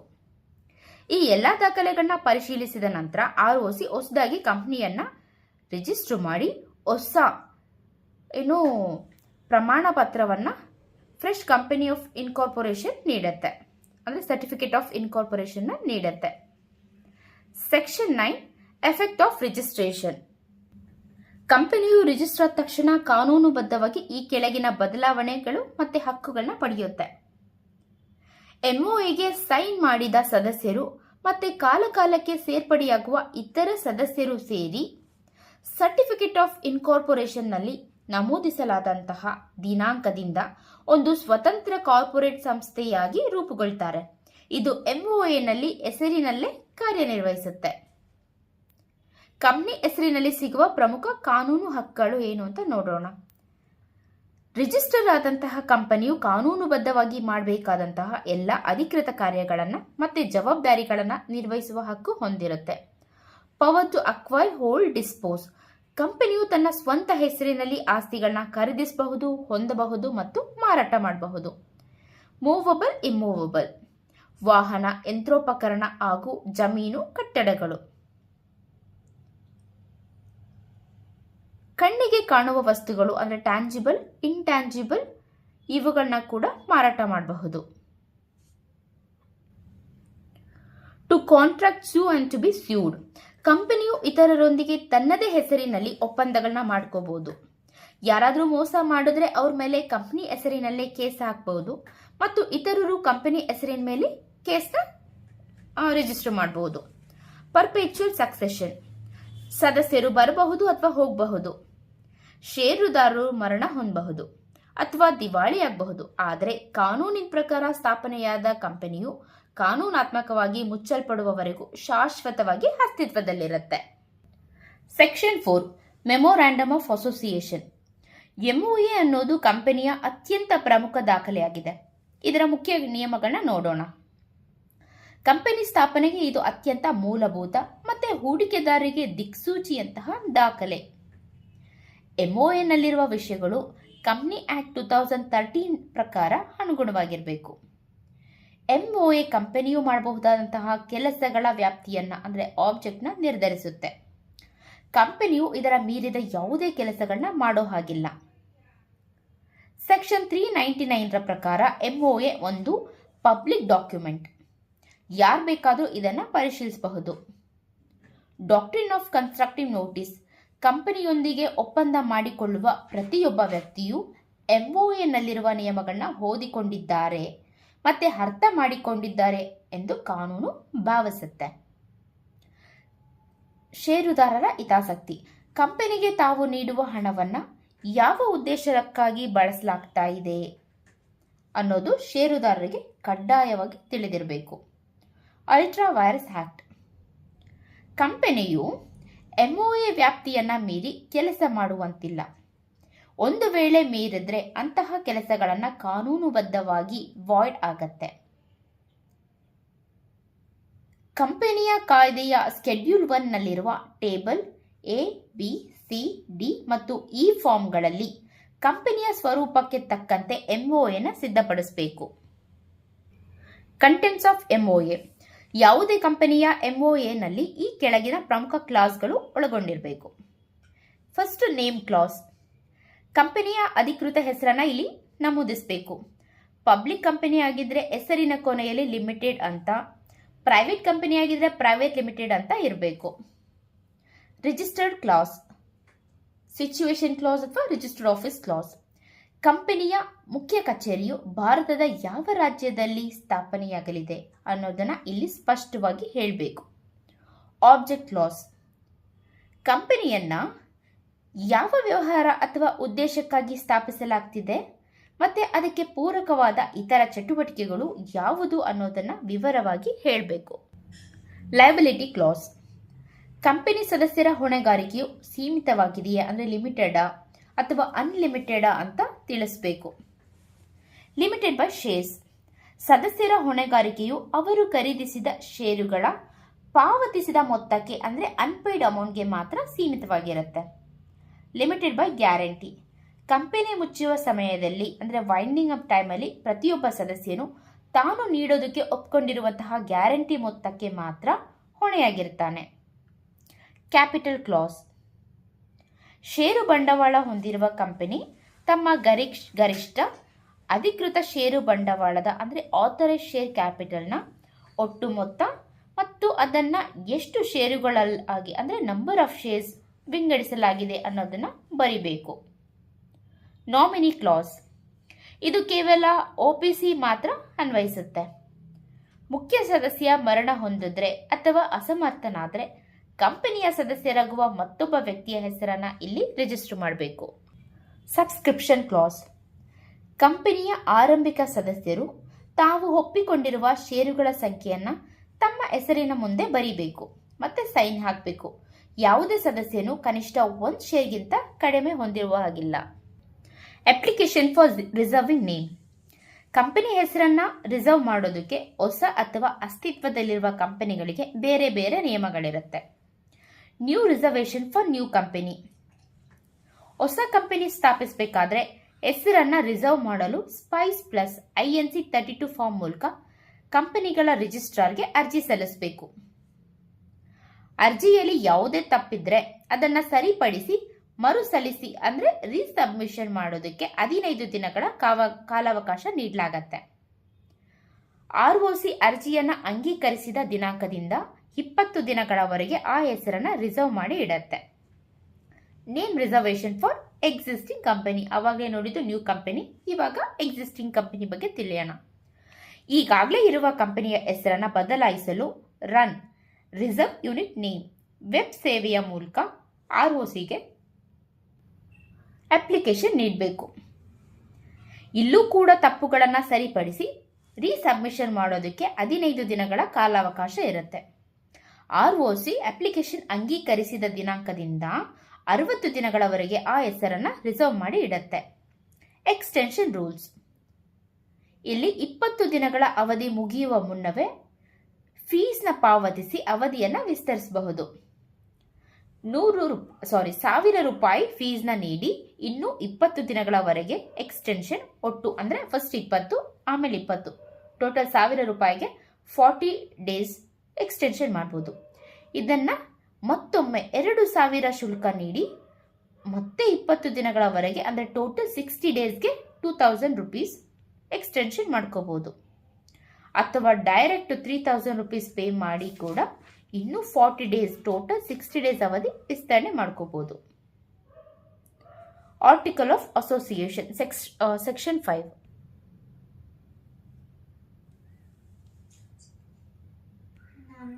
AOA ಅನ್ನೋದು ಕಂಪನಿಯ ಆಂತರಿಕ ಆಡಳಿತವನ್ನು ನಡೆಸಲು ಬೇಕಾದ ನಿಯಮಗಳ ಕೈಪಿಡಿಯಾಗಿದೆ.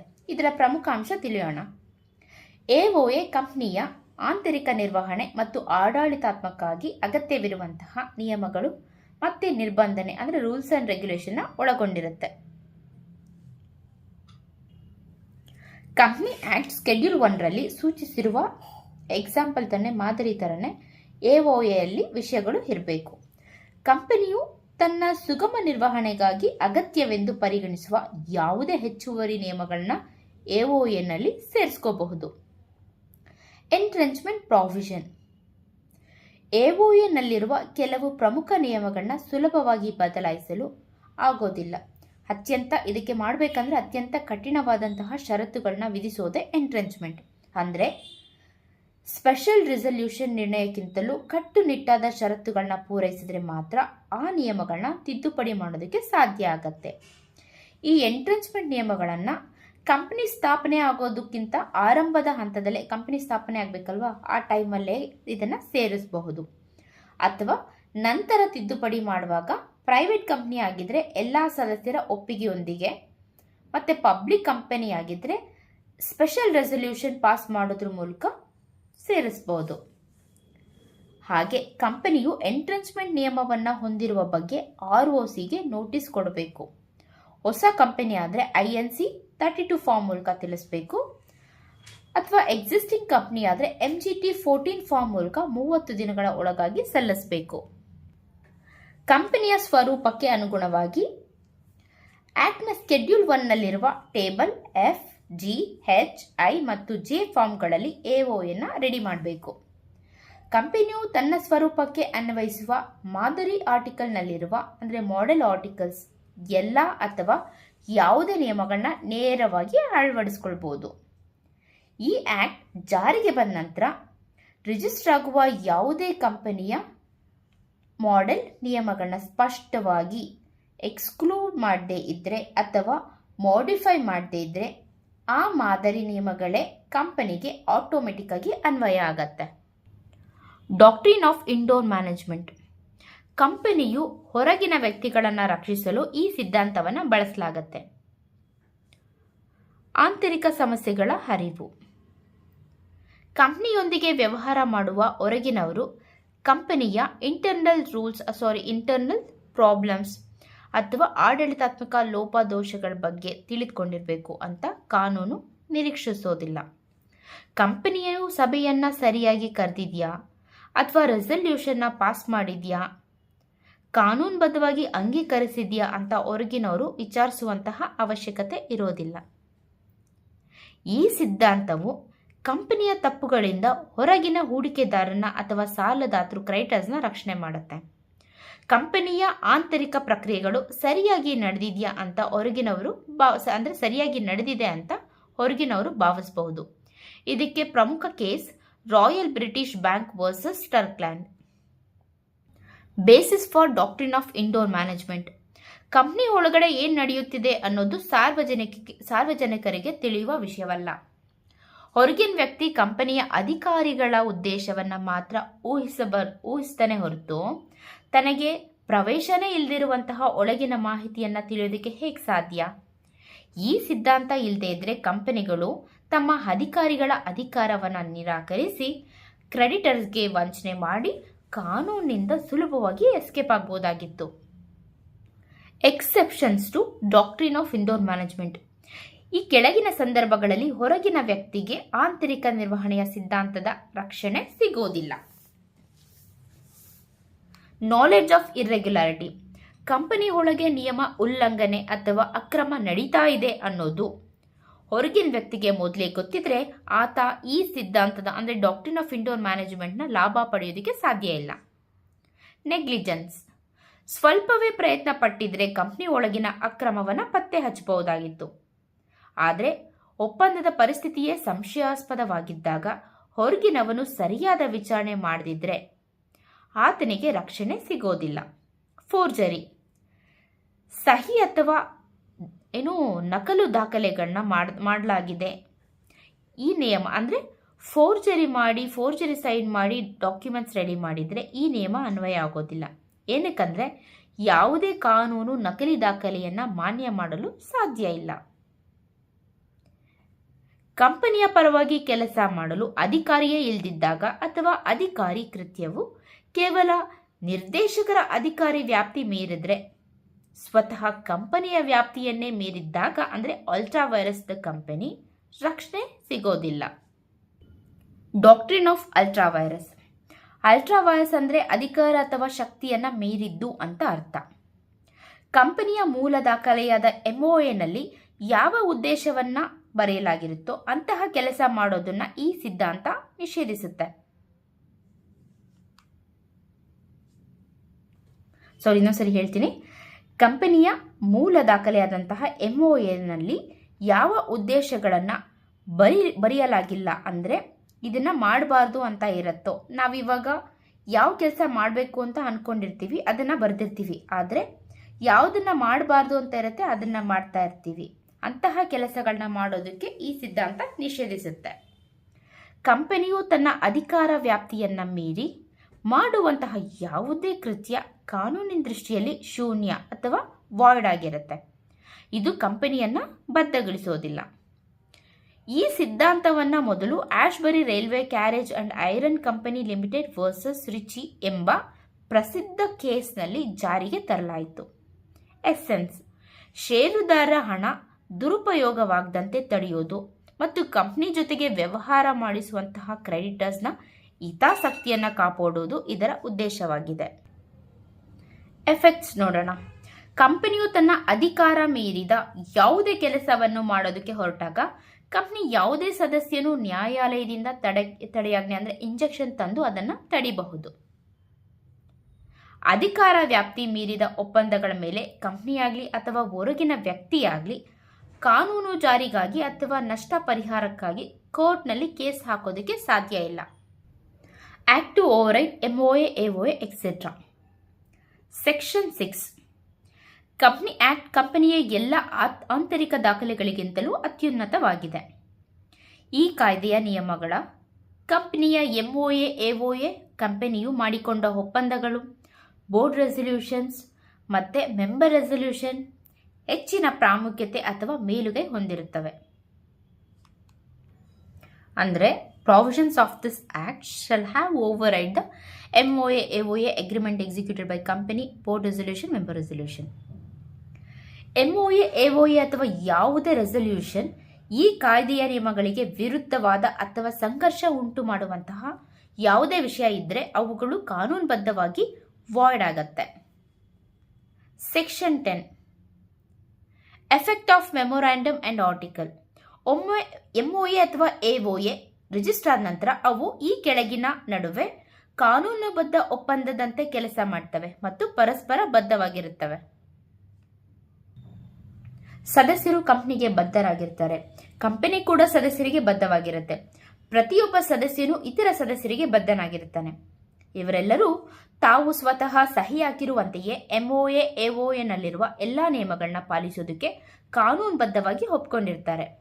ಸದಸ್ಯರು ಕಂಪನಿಗೆ ನೀಡಬೇಕಾದ ಯಾವುದೇ ಹಣಕಾಸು, ಫಾರ್ ಎಕ್ಸಾಂಪಲ್ ಷೇರುಗಳ ಬಾಕಿ ಹಣ, ಮೆಮೊರಾಂಡಮ್ ಅಡಿಯಲ್ಲಿ ಆ ಸದಸ್ಯನು ಕಂಪನಿಗೆ ಬಾಕಿ ಉಳಿಸಿಕೊಂಡಿರುವ ಅಧಿಕೃತ ಸಾಲ ಅಂತಾನೆ ಪರಿಗಣಿಸಲಾಗುತ್ತೆ. ಕಂಪನಿಯು ಅದನ್ನ ಕಾನೂನುಬದ್ಧವಾಗಿ ಸಾಲ ವಸೂಲಿ ಮಾಡುವಷ್ಟೇ ಕಡ್ಡಾಯವಾಗಿ ವಸೂಲಿ ಮಾಡಬಹುದು. ಯಾವುದೇ ಆರ್ಟಿಕಲ್ ಆಫ್ ಅಸೋಸಿಯೇಷನ್ ಮತ್ತು ಥರ್ಡ್ ಪರ್ಸನ್ ಅಥವಾ ಔಟ್ಸೈಡರ್ ನಡುವೆ ಯಾವುದೇ ರೀತಿಯ ನೇರ ಒಪ್ಪಂದವನ್ನು ಸೃಷ್ಟಿಸೋಕೆ ಸಾಧ್ಯ ಇಲ್ಲ. Alteration of MOA. Section 13. Company ತನ್ನ ಸದಸ್ಯರ ಸಭೆಯಲ್ಲಿ ವಿಶೇಷ ನಿರ್ಣಯ ಅಂದರೆ ಸ್ಪೆಷಲ್ ರೆಸಲ್ಯೂಷನ್ ಅಂಗೀಕರಿಸುವ ಮೂಲಕ, ಪಾಸ್ ಮಾಡೋದ್ರ ಮೂಲಕ ತನ್ನ MOA ನಿಯಮಗಳನ್ನ ಬದಲಾಯಿಸಬಹುದು. ಈ ರೀತಿ ಅಂಗೀಕರಿಸಿದ ವಿಶೇಷ ನಿರ್ಣಯದ ಒಂದು ಕಾಪಿಯನ್ನ ಕಂಪನಿ ರಿಜಿಸ್ಟ್ರಾರ್ ಅಂದರೆ ROCಗೆ ಕಂಪಲ್ಸರಿ ಸಲ್ಲಿಸಬೇಕು. Change in name clause. Voluntary change. Company ತಾನಾಗಿಯೇ ಹೆಸರು ಬದಲಾಯಿಸೋದಕ್ಕೆ ಸ್ಪೆಷಲ್ ರೆಸಲ್ಯೂಷನ್ ಪಾಸ್ ಮಾಡಬೇಕು. ಮತ್ತೆ ಸೆಂಟ್ರಲ್ ಗೌರ್ಮೆಂಟ್ ಹಾಗೆ ROCನ ಪರ್ಮಿಷನ್ ಪಡಿಬೇಕು. ಈ ಪರ್ಮಿಷನ್ ಲೆಟರ್ ಮತ್ತೆ ರೆಸಲ್ಯೂಷನ್ನ ಕಾಪಿಯನ್ನ ROCಗೆ ಸಲ್ಲಿಸಬೇಕು. ಇದಾದ ನಂತರ ROC ಹೊಸ ಹೆಸರನ್ನ ದೃಢೀಕರಿಸಿ INC 25 ಫಾರ್ಮ್ನಲ್ಲಿ ಹೊಸ ರಿಜಿಸ್ಟ್ರೇಷನ್ ಪತ್ರವನ್ನ ನೀಡುತ್ತೆ. Compulsory change. ಇದು 2 ಪರಿಸ್ಥಿತಿಗಳಲ್ಲಿ ಜಾರಿಗೆ ಬರ್ತವೆ. ತಪ್ಪು ಮಾಹಿತಿ ನೀಡಿ ಹೆಸರನ್ನ ರಿಸರ್ವ್ ಮಾಡಿದ್ರೆ, ಕಂಪನಿ ಇನ್ನೂ ನೋಂದಣಿಯಾಗದೇ ಇದ್ರೆ ಅಂದರೆ ಕಂಪನಿ ನಾಟ್ ಇನ್ಕಾರ್ಪೊರೇಟೆಡ್, ಕಾಯ್ದಿರಿಸಿದ ಅಂದರೆ ರಿಸರ್ವ್ ಮಾಡಿದಂತಹ ಹೆಸರನ್ನ ತಕ್ಷಣ ರದ್ದುಗೊಳಿಸಲಾಗುತ್ತೆ. ಮತ್ತೆ ಅರ್ಜಿ ಸಲ್ಲಿಸಿದ ವ್ಯಕ್ತಿಗೆ 1 ಲಕ್ಷದವರೆಗೆ ದಂಡ ವಿಧಿಸಲಾಗುತ್ತೆ. ಇನ್ ಕೇಸ್ ಕಂಪನಿ ಈಗಾಗಲೇ ರಿಜಿಸ್ಟರ್ ಆಗಿದ್ರೆ ಸಂಬಂಧಪಟ್ಟವರಿಗೆ ತಮ್ಮ ವಾದ ಮಂಡಿಸೋದಕ್ಕೆ ಸಮಂಜಸವಾದ ಅವಕಾಶ ನೀಡಿದ ನಂತರ ROC ಈ ಕೆಳಗಿನ ಕ್ರಮವನ್ನು ಕೈಗೊಳ್ಳುತ್ತೆ. ಆರ್ಡಿನರಿ ರೆಸಲ್ಯೂಷನ್ ಪಾಸ್ ಮಾಡೋದ್ರ ಮೂಲಕ 3 ತಿಂಗಳ ಒಳಗಾಗಿ ಹೆಸರನ್ನ ಬದಲಾಯಿಸುವಂತೆ ಆದೇಶ ಮಾಡುತ್ತೆ, ಅಥವಾ ಕಂಪನಿಗಳ ರಿಜಿಸ್ಟ್ರಾರ್ನಿಂದ ಕಂಪನಿಯ ಹೆಸರನ್ನ ತೆಗೆದುಹಾಕತ್ತೆ, ಅಥವಾ ಕಂಪನಿಯನ್ನ ಮುಚ್ಚೋದಕ್ಕೆ ನ್ಯಾಯಮಂಡಳಿಗೆ ಅರ್ಜಿಯನ್ನ ಸಲ್ಲಿಸುತ್ತೆ. ಮತ್ತೊಂದು ಕಂಪನಿಯ ಹೆಸರನ್ನ ಹೋಲ್ತಾ ಇದ್ರೆ ಅಥವಾ ರಿಜಿಸ್ಟರ್ಡ್ ಟ್ರೇಡ್ ಮಾರ್ಕ್ ಆಗಿದ್ರೆ ಕೇಂದ್ರ ಸರ್ಕಾರನೇ ನೇರವಾಗಿ ಗಮನಿಸುತ್ತೆ. ಕಂಪನಿಯ ಹೆಸರು ಮತ್ತೊಂದು ಕಂಪನಿಯ ಹೆಸರನ್ನ ಹೋಲ್ತಾ ಇದ್ರೆ ಸರ್ಕಾರ ಆರ್ಡಿನರಿ ರೆಸಲ್ಯೂಷನ್ ಪಾಸ್ ಮಾಡೋದ್ರ ಮೂಲಕ 3 ತಿಂಗಳ ಒಳಗೆ ಹೆಸರನ್ನ ಬದಲಾಯಿಸೋದಕ್ಕೆ ಕಂಪನಿಗೆ ಆದೇಶ ನೀಡುತ್ತೆ. ಟ್ರೇಡ್ ಮಾರ್ಕ್ನ ಮಾಲೀಕರು ದೂರ ಏನಾದರೂ ನೀಡಿದರೆ, ಯಾರಾದರೂ ತಮ್ಮ ರಿಜಿಸ್ಟರ್ಡ್ ಟ್ರೇಡ್ ಮಾರ್ಕ್ ಹೆಸರನ್ನೇ ಕಂಪನಿ ಬಳಸಿದೆ ಅಂತ ಕಂಪನಿ ರಿಜಿಸ್ಟ್ರಾರ್ಗೆ 3 ವರ್ಷಗಳ ಒಳಗಾಗಿ ಪ್ರಾದೇಶಿಕ ನಿರ್ದೇಶಕರು ಅಂದರೆ ರೀಜನಲ್ ಡೈರೆಕ್ಟರ್ಗೆ ಅರ್ಜಿಯನ್ನು ಸಲ್ಲಿಸಿದ್ರೆ ಸರ್ಕಾರ ಅದನ್ನು ಪರಿಶೀಲಿಸಿ ಆರ್ಡಿನರಿ ರೆಸಲ್ಯೂಷನ್ ಪಾಸ್ ಮಾಡೋದ್ರ ಮೂಲಕ 3 ತಿಂಗಳ ಒಳಗಾಗಿ ಹೆಸರನ್ನು ಬದಲಾಯಿಸೋದಕ್ಕೆ ಕಂಪನಿಗೆ ಆದೇಶ ನೀಡುತ್ತೆ. ಒಂದು ವೇಳೆ ಕಂಪನಿ ಈ ಆದೇಶವನ್ನು ಪಾಲಿಸೋದಕ್ಕೆ ವಿಫಲ ಆದರೆ ಕೇಂದ್ರ ಸರ್ಕಾರನೇ ಆ ಕಂಪನಿಗೆ ಸ್ವತಃ ಒಂದು ಹೆಸರನ್ನು ನಿಗದಿಪಡಿಸುತ್ತೆ. Change in registered office. No change in state. ಇದು 3 ಹಂತಗಳಲ್ಲಿ ಇರುತ್ತೆ.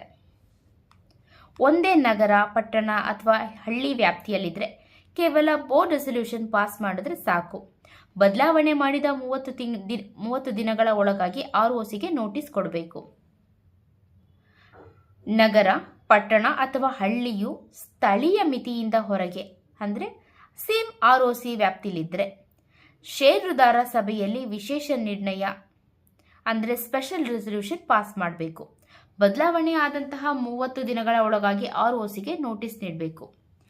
ಸೇಮ್ ಸ್ಟೇಟ್ ಆದರೆ ಒಂದು ROCಯಿಂದ ಮತ್ತೊಂದು ROC ವ್ಯಾಪ್ತಿಗೆ, ಫಾರ್ ಎಕ್ಸಾಂಪಲ್ ಮಹಾರಾಷ್ಟ್ರ ಅಥವಾ ತಮಿಳು ರಾಜ್ಯಗಳಾದರೆ ಬೋರ್ಡ್ ರೆಸಲ್ಯೂಷನ್ ಮತ್ತು ಸ್ಪೆಷಲ್ ರೆಸಲ್ಯೂಷನ್ ಎರಡನ್ನೂ ಪಾಸ್ ಮಾಡಬೇಕು.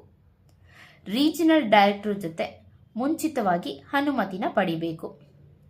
ರೀಜನಲ್ ಡೈರೆಕ್ಟರ್ ಅರ್ಜಿಯನ್ನು ಸ್ವೀಕರಿಸಿದ 30 ದಿನಗಳ ಒಳಗೆ ತನ್ನ ನಿರ್ಧಾರವನ್ನು ಕಂಪನಿಗೆ ತಿಳಿಸಬೇಕು. ಕಂಪನಿಯು ಈ ಆದೇಶದ ಒಂದು ಕಾಪಿನ 60 ದಿನಗಳ ಒಳಗೆ ROCಗೆ ಸಲ್ಲಿಸಬೇಕು. ROC ಇದನ್ನು ಪರಿಶೀಲನೆ ಮಾಡಿ 30 ದಿನಗಳ ಒಳಗೆ ಒಂದು ಕನ್ಫರ್ಮೇಷನ್ ಲೆಟರ್ನ ನೀಡುತ್ತೆ. ಚೇಂಜ್ ಇನ್ ಸ್ಟೇಟ್ ಆದರೆ ಬೋರ್ಡ್ ರೆಸಲ್ಯೂಷನ್ ಮತ್ತು ಸ್ಪೆಷಲ್ ರೆಸಲ್ಯೂಷನ್ ಎರಡನ್ನೂ ಪಾಸ್ ಮಾಡಬೇಕು. ಕೇಂದ್ರ ಸರ್ಕಾರದ ಕಡ್ಡಾಯ ಪರ್ಮಿಷನ್ ತಗೋಬೇಕು.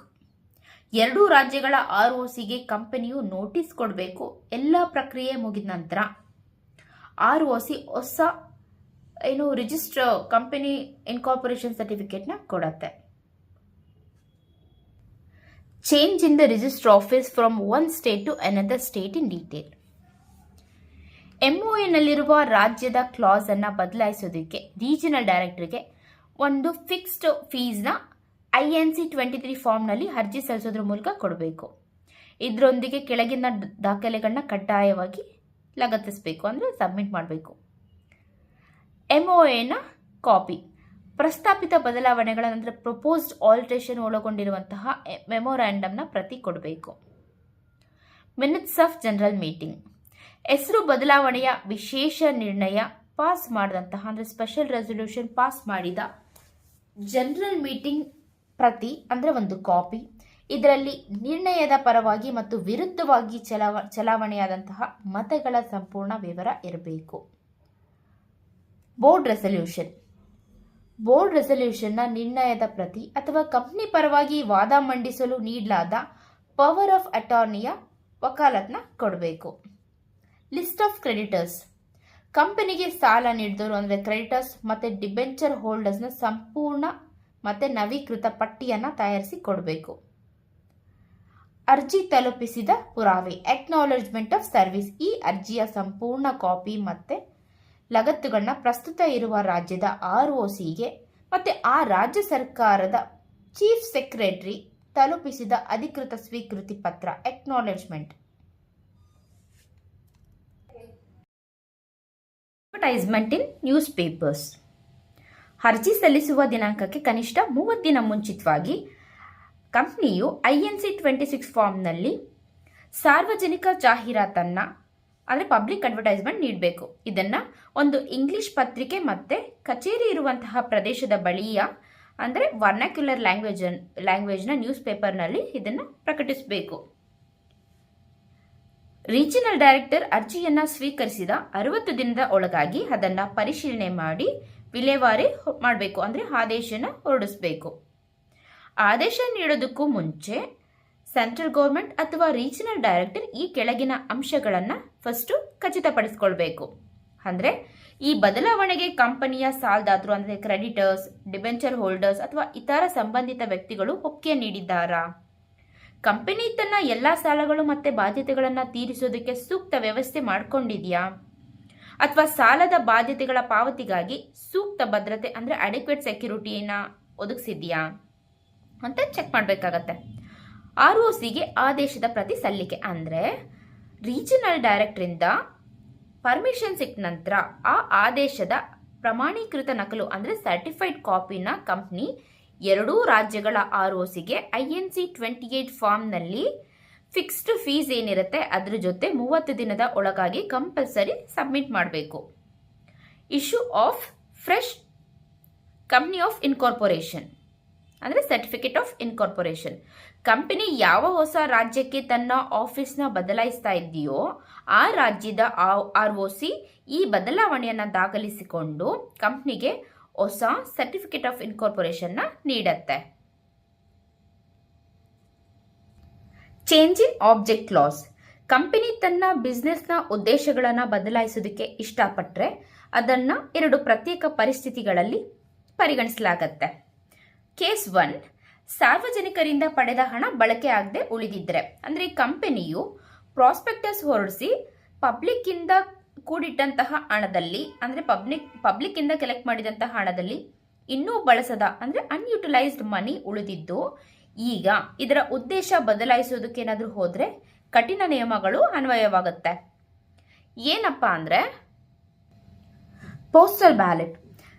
ಕಂಪನಿಯು ಪೋಸ್ಟಲ್ ಬ್ಯಾಲೆಟ್ ಅಂದರೆ ಅಂಚೆ ಮೂಲಕ ಷೇರುದಾರರ ಸಭೆಯಲ್ಲಿ ಅಂದರೆ ಶೇರ್ ಹೋಲ್ಡರ್ ರೆಸಲ್ಯೂಷನ್ನಲ್ಲಿ ವಿಶೇಷ ನಿರ್ಣಯ ಅಂದರೆ ಸ್ಪೆಷಲ್ ರೆಸಲ್ಯೂಷನ್ನ ಕಡ್ಡಾಯವಾಗಿ ಪಾಸ್ ಮಾಡಬೇಕು.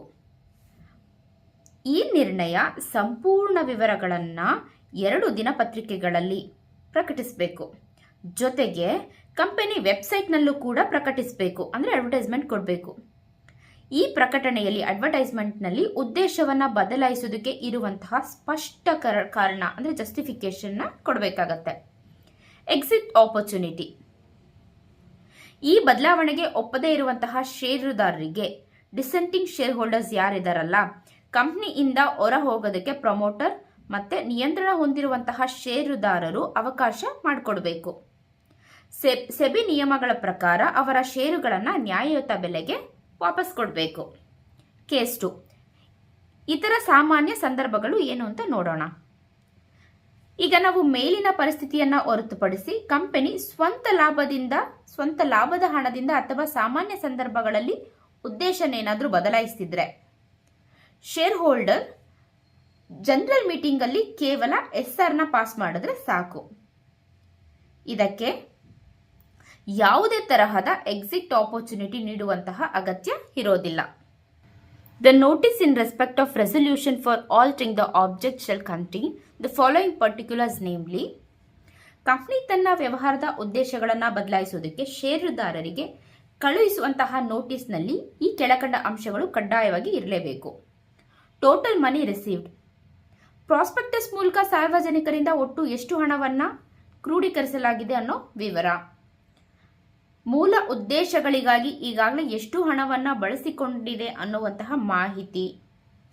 Unutilised amount. ಸಾರ್ವಜನಿಕರಿಂದ ಸಂಗ್ರಹವಾದಂತಹ ಹಣದಲ್ಲಿ ಇನ್ನು ಎಷ್ಟು ಹಣ ಬಾಕಿ ಉಳಿದಿದೆ ಅನ್ನೋ ಒಂದು ಸ್ಟೇಟ್ಮೆಂಟ್. ಉದ್ದೇಶಗಳ ಕ್ಲಾಸ್ನಲ್ಲಿ ಯಾವ ಹೊಸ ಬದಲಾವಣೆಗಳನ್ನು ಮಾಡೋದಕ್ಕೆ ಉದ್ದೇಶಿಸಲಾಗಿದೆ ಅನ್ನುವಂತಹ ಮಾಹಿತಿ. ಈ ಉದ್ದೇಶಗಳನ್ನು ಅಥವಾ ವ್ಯವಹಾರದ ದಿಕ್ಕನ್ನು ಬದಲಾಯಿಸಲು ಇರುವ ಪ್ರಮುಖ ಕಾರಣ ಏನು ಅನ್ನೋದು ಒಂದು ಎಕ್ಸ್ಪ್ಲನೇಷನ್ ಕೊಡಬೇಕು. ಹೊಸದಾಗಿ ಪ್ರಾರಂಭಿಸಲಿರುವ ವ್ಯವಹಾರ ಅಥವಾ ಉದ್ದೇಶಕ್ಕಾಗಿ ಎಷ್ಟು ಹಣ ಬಳಸಲು ಪ್ರಸ್ತಾಪ ಮಾಡಲಾಗಿದೆ ಅನ್ನೋದು ಒಂದು ಸ್ಟೇಟ್ಮೆಂಟ್ ಬೇಕಾಗತ್ತೆ.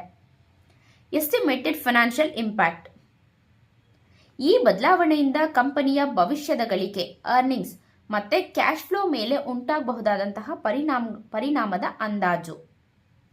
ಸದಸ್ಯರು ಈ ವಿಷಯದ ಬಗ್ಗೆ ಒಂದು ಸರಿಯಾದ ನಿರ್ಧಾರ ತೆಗೆದುಕೊಳ್ಳೋದಕ್ಕೆ ಸಹಾಯ ಮಾಡುವಂತಹ ಯಾವುದೇ ಇತರ ಪ್ರಸ್ತುತ ಮಾಹಿತಿ. ಈ ನಿರ್ಣಯದ ಸಂಪೂರ್ಣ ನೋಟಿಸ್ ಪ್ರತಿ ಅಂದರೆ ಕಾಪಿನ ಇಂಟ್ರೆಸ್ಟ್ ಇರುವಂತಹ ವ್ಯಕ್ತಿಗಳು ಕಂಪ್ನಿ ಯಾವ ಸ್ಥಳ ಅಥವಾ ಕಚೇರಿಯಿಂದ ಪಡೆದುಕೊಳ್ಳಬಹುದು ಅನ್ನೋ ಒಂದು ವಿವರವನ್ನು ಕೊಡಬೇಕು. Advertisement in news paper. Post ballot notice ಅನ್ನು ಷೇರುದಾರರಿಗೆ ಕಳುಹಿಸುವ ಸಮಯದಲ್ಲಿ ಈ ನಿರ್ಣಯದ ವಿವರಗಳನ್ನ ಪತ್ರಿಕೆಯಲ್ಲಿ ಪ್ರಕಟಿಸಬೇಕು. ಇದನ್ನ ಕಚೇರಿಯ ಅಂದರೆ ಕಂಪ್ನಿ ಆಫೀಸ್ ಇರುತ್ತಲ್ಲ ಅದಿರುವಂತಹ ಪ್ರದೇಶದ ಇಂಗ್ಲಿಷ್ ಮತ್ತು ವರ್ನಾಕ್ಯುಲರ್ ಲ್ಯಾಂಗ್ವೇಜ್ನಲ್ಲಿ ಪ್ರಮುಖ 2 ನ್ಯೂಸ್ ಪೇಪರ್ನಲ್ಲಿ ಅಡ್ವರ್ಟೈಸ್ ಮಾಡಬೇಕು. ಈ ಅಡ್ವರ್ಟೈಸ್ಮೆಂಟ್ ಕಂಪನಿ ಅಧಿಕೃತ ವೆಬ್ಸೈಟ್ನಲ್ಲೂ ಕಡ್ಡಾಯವಾಗಿ ಪ್ರದರ್ಶನ ಮಾಡಬೇಕು. ಸೆಕ್ಷನ್ 14. Alteration of AOA. ಕಂಪನಿಯ ಷೇರುದಾರರ ಸಭೆಯಲ್ಲಿ ವಿಶೇಷ ನಿರ್ಣಯ ಅಂದರೆ ಸ್ಪೆಷಲ್ ರೆಸೊಲ್ಯೂಷನ್ ಪಾಸ್ ಮಾಡೋದ್ರ ಮೂಲಕ AOA ನಿಯಮಗಳನ್ನ ಬದಲಾಯಿಸಬಹುದು. Conversion of company. AOA ತಿದ್ದುಪಡಿಯ ಮೂಲಕ ಕಂಪನಿಯ ಸ್ವರೂಪವನ್ನು ಬದಲಾಯಿಸಬಹುದು. ಪ್ರೈವೇಟ್ ಕಂಪನಿಯಿಂದ ಪಬ್ಲಿಕ್ ಕಂಪನಿಯಾಗಿ, ಅಂದರೆ ಪ್ರೈವೇಟ್ ಕಂಪನಿಯು ತನ್ನ AOA ನಿಯಮಗಳನ್ನು ತಿದ್ದುಪಡಿ ಮಾಡೋದ್ರ ಮೂಲಕ ಪಬ್ಲಿಕ್ ಕಂಪನಿಯಾಗಿ ಬದಲಾಗಬಹುದು. Public company to private company. Public company private company ಆಗಿ ಅಂದರೆ ಬದಲಾಗಬೇಕು ಅಂದರೆ ಸೆಂಟ್ರಲ್ ಗೌರ್ಮೆಂಟ್ ಅಥವಾ ರೀಜನಲ್ ಡೈರೆಕ್ಟರಿಂದ ಕಂಪಲ್ಸರಿಯಾಗಿ ಪರ್ಮಿಷನ್ ತಗೋಬೇಕು. ಇಲ್ಲಿ ಸ್ಪೆಷಲ್ ರೆಸೊಲ್ಯೂಷನ್ ಪಾಸ್ ಮಾಡಿದ 60 ದಿನಗಳ ಒಳಗಾಗಿ ರೀಜನಲ್ ಡೈರೆಕ್ಟರ್ ಈ ಫಾರ್ಮ್ RD1 ಮೂಲಕ ಅರ್ಜಿ ಸಲ್ಲಿಸ್ತಿದ್ರೆ ಈ ಪರಿವರ್ತನೆ ಕಾನೂನುಬದ್ಧವಾಗಿ ಮಾನ್ಯವಾಗೋದಿಲ್ಲ. ಅಂದರೆ 60 ದಿನದಲ್ಲಿ ಯಾರಿಗೆ ಫಾರ್ಮ್ ಸಬ್ಮಿಟ್ ಮಾಡಬೇಕಂದ್ರೆ ರೀಜನಲ್ ಡೈರೆಕ್ಟರ್ಗೆ ಫಾರ್ಮ್ RD1 ಈ ಫಾರ್ಮ್ RD1 ಮೂಲಕ ಅರ್ಜಿ ಸಲ್ಲಿಸಬೇಕು. ಒಂದು ವೇಳೆ ಪ್ರೈವೇಟ್ ಕಂಪನಿಯು ತನ್ನ AOAನಲ್ಲಿ ಕಡ್ಡಾಯವಾಗಿ ಇರಬೇಕಾದಂತಹ ನಿಯಮಗಳನ್ನು, ಫಾರ್ ಎಕ್ಸಾಂಪಲ್ ಸದಸ್ಯರ ಸಂಖ್ಯೆಯ ಮಿತಿ ಮೆಂಬರ್ಸ್ ಲಿಮಿಟ್ ಉಲ್ಲಂಘಿಸುವಂತೆ ತಿದ್ದುಪಡಿ ಮಾಡಿಕೊಂಡ್ರೆ ಆ ತಿದ್ದುಪಡಿ ದಿನಾಂಕದಿಂದಲೇ ಅದು ಪ್ರೈವೇಟ್ ಕಂಪ್ನಿಗೆ ಸಿಗುವ ಹಕ್ಕು ಮತ್ತು ಎಕ್ಸೆಂಪ್ಷನ್ ಎಲ್ಲ ಕಳೆದುಕೊಳ್ಳುತ್ತೆ. ಎಒಎ ತಿದ್ದುಪಡಿ ಮಾಡಿದ 15 ದಿನಗಳ ಒಳಗಾಗಿ ಈ ಕೆಳಗಿನ ದಾಖಲೆಗಳನ್ನು ಕಂಪನಿ ರಿಜಿಸ್ಟ್ರಾರ್ ಅಂದರೆ ROCಗೆ ಕಳಿಸ್ಬೇಕು, ಸಬ್ಮಿಟ್ ಮಾಡಬೇಕು. ಯಾವುದಕ್ಕೋಸ್ಕರ ಅಂದರೆ ರಿಜಿಸ್ಟ್ರೇಷನ್ಗೋಸ್ಕರ. ಆಲ್ಟ್ರೇಷನ್ ಮಾಡಲಾದಂತಹ ಎಒಎನ ಸಂಪೂರ್ಣ ಡೀಟೇಲ್ಸ್.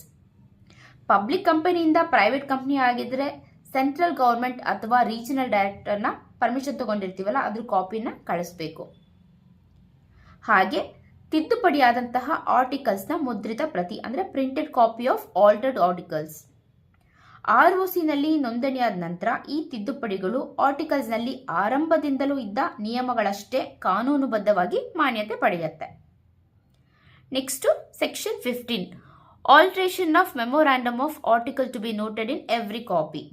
ಅಂದರೆ ಕಂಪನಿಯ MOA ಮತ್ತು AOAಗೆ ಯಾವುದೇ ತಿದ್ದುಪಡಿ ಅಂದರೆ ಆಲ್ಟ್ರೇಷನ್ ಮಾಡಿದ್ರೆ ಅದಾದ ನಂತರ ವಿತರಿಸಲಾಗುವಂತಹ ಅಥವಾ ನೀಡಲಾಗುವಂತಹ ಕಂಪನಿಯ ಪ್ರತಿಯೊಂದು ಅಧಿಕೃತ ಪ್ರತಿಯಲ್ಲೂ ಅಂದರೆ ಎವ್ರಿ ಕಾಪಿಲೂ ಆ ತಿದ್ದುಪಡಿನ ಕಡ್ಡಾಯವಾಗಿ ಸೇರಿಸಿರಬೇಕು. Penalty for default. ಒಂದು ವೇಳೆ ಕಂಪನಿಯು ಈ ನಿಯಮನ ಪಾಲಿಸದೆ ಹಳೆ ಅಥವಾ ತಿದ್ದುಪಡಿ ಮಾಡದೇ ಇರುವಂತಹ MOA AOA ಕಾಪಿನ ಯಾರಿಗಾದ್ರೂ ಕೊಟ್ರೆ ಅದಕ್ಕಾಗಿ ಕಂಪನಿ ಮತ್ತು ತಪ್ಪಿತಸ್ಥ ಪ್ರತಿಯೊಬ್ಬ ಅಧಿಕಾರಿಗೂ ಇಲ್ಲಿ 1000 ರೂಪಾಯಿ ದಂಡ ವಿಧಿಸಲಾಗುತ್ತೆ. ಅದು 1000 ರೂಪಾಯಿ ದಂಡ, ಪ್ರತಿ ಕಾಪಿ ಮೇಲೇನೂ ಕೂಡ 1000 ರೂಪಾಯಿ ದಂಡ ಇರುತ್ತೆ.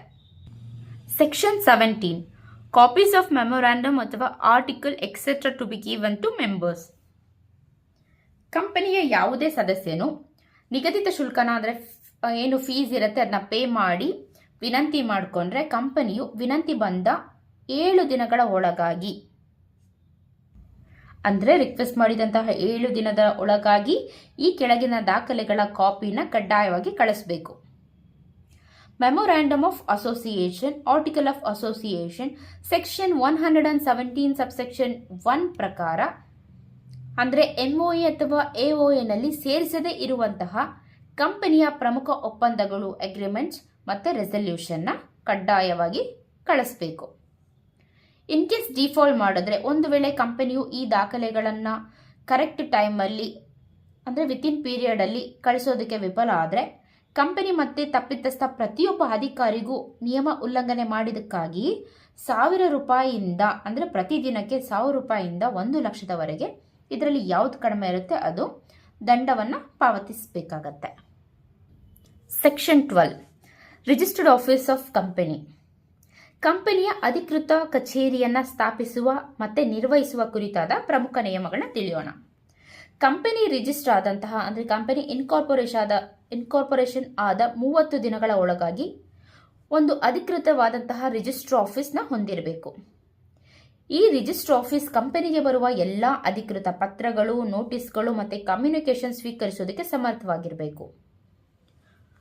ಕಂಪನಿಯು ರಿಜಿಸ್ಟರ್ ಆದ ಇನ್ಕಾರ್ಪೊರೇಷನ್ ಆದ 30 ದಿನಗಳ ಒಳಗಾಗಿ ತನ್ನ ಅಧಿಕೃತ ಕಚೇರಿಯ ವಿಳಾಸದ ಸತ್ಯಾಸತ್ಯತೆ ವರದಿಯನ್ನು ಅಂದರೆ ವೆರಿಫಿಕೇಷನ್ ರಿಪೋರ್ಟ್ನ ROCಗೆ ಕಂಪಲ್ಸರಿಯಾಗಿ ಸಬ್ಮಿಟ್ ಮಾಡಬೇಕು.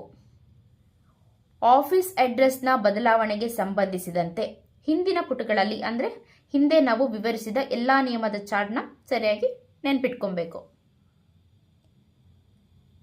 Labelling of company. ಪ್ರತಿಯೊಂದು ಕಂಪನಿಯು ಈ ಕೆಳಗಿನ ನಿಯಮಗಳನ್ನು ಕಡ್ಡಾಯವಾಗಿ ಪಾಲಿಸಬೇಕು. ಕಂಪನಿ ಬಿಸ್ನೆಸ್ ನಡೆಸುವಂತಹ ಪ್ರತಿಯೊಂದು ಆಫೀಸ್ನ ಹೊರಗಡೆ ಪಬ್ಲಿಕ್ಗೆ ಸ್ಪಷ್ಟವಾಗಿ ಕಾಣಿಸುವ ಸ್ಥಳದಲ್ಲಿ ಕಂಪನಿಯ ಹೆಸರು, ಕಂಪನಿಯ ಅಧಿಕೃತ ಅಡ್ರೆಸ್ ಮತ್ತು ಸುಲಭವಾಗಿ ಓದಬಹುದಾದಂತಹ ಅಕ್ಷರದಲ್ಲಿ ಪ್ರದರ್ಶಿಸಬೇಕು. ಇದನ್ನು ಸ್ಥಳೀಯವಾಗಿ ಬಳಸುವ ಭಾಷೆಯಲ್ಲಿ ಮತ್ತು ಇಂಗ್ಲಿಷ್ನಲ್ಲಿ ಬರೆದಿರಬೇಕು. Common seal. ಕಂಪನಿಯು ಸಾಮಾನ್ಯ ಮೊಹರನ್ನು ಅಂದರೆ ಕಾಮನ್ ಸೀಲ್ ಹೊಂದಿದ್ರೆ ಅದರ ಮೇಲೂ ಕೂಡ ಕಂಪನಿಯ ಹೆಸರನ್ನು ಸ್ಪಷ್ಟವಾಗಿ ಎನ್ಗ್ರೇವ್ ಮಾಡಿರಬೇಕು, ಕೆತ್ತಿಸಿರಬೇಕು. ಕಂಪನಿಯು ಬಳಸುವಂತಹ ಎಲ್ಲ ಅಧಿಕೃತ ಬಿಸ್ನೆಸ್ ಪತ್ರಗಳು, business letters, bill heads, letter heads ಮತ್ತು ಇತರ ಅಧಿಕೃತ ಪ್ರಕಟಣೆಗಳಲ್ಲಿ ಈ ಕೆಳಗಿನ ವಿವರಗಳು ಕಡ್ಡಾಯವಾಗಿ ಪ್ರಿಂಟ್ ಮಾಡಿಸಿರಬೇಕು. ಏನೇನೆಂದರೆ ಕಂಪನಿಯ ಕಂಪ್ಲೀಟ್ ಹೆಸರು, ಪೂರ್ಣ ಹೆಸರು, ಹಾಗೆ register office address, CIN number, corporate identity number, telephone number, fax number, email address, website address. ಇದಾದ ನಂತರ ಕಂಪನಿ ಹೆಸರನ್ನ, ಹುಂಡಿಗಳು, promissory notes, bill of exchange ಮತ್ತು ಕಾನೂನುಬದ್ಧವಾಗಿ ನಿಗದಿಪಡಿಸಿದಂತಹ ಇತರ ಪ್ರಮುಖ ದಾಖಲೆ ಮೇಲೆ ಕಡ್ಡಾಯವಾಗಿ ಮುದ್ರಿಸಿರಬೇಕು. ಹಾಗೆ ಇನ್ನೊಂದು ಇಂಪಾರ್ಟೆಂಟ್ ನೋಟ್, ಕಳೆದ 2 ವರ್ಷಗಳಲ್ಲಿ ಕಂಪನಿ ಹೆಸರನ್ನ ಬದಲಾಯಿಸಿದ್ರೆ ಹೊಸ ಹೆಸರಿನ ಜೊತೆ ಕಂಪನಿಯ ಹಳೆ ಹೆಸರನ್ನು ಕೂಡ ಮೇಲೆ ಹೇಳಿದಂತಹ ಎಲ್ಲ ಪತ್ರಗಳು ಮತ್ತು ಫಲಕಗಳ ಮೇಲೆ ಕಡ್ಡಾಯವಾಗಿ ಮುದ್ರಿಸಬೇಕು ಮತ್ತು ಅದು ಪ್ರದರ್ಶಿಸಬೇಕು. ಇನ್ ಕೇಸ್ OPC ಆಗಿದ್ರೆ ಹೆಸರಿನ ಕೆಳಗೆ ಬ್ರಾಕೆಟ್ನಲ್ಲಿ OPC 1% ಕಂಪನಿ ಎಂಬ ಪದಗಳನ್ನು ಕಡ್ಡಾಯವಾಗಿ ನಮೂದಿಸಬೇಕು.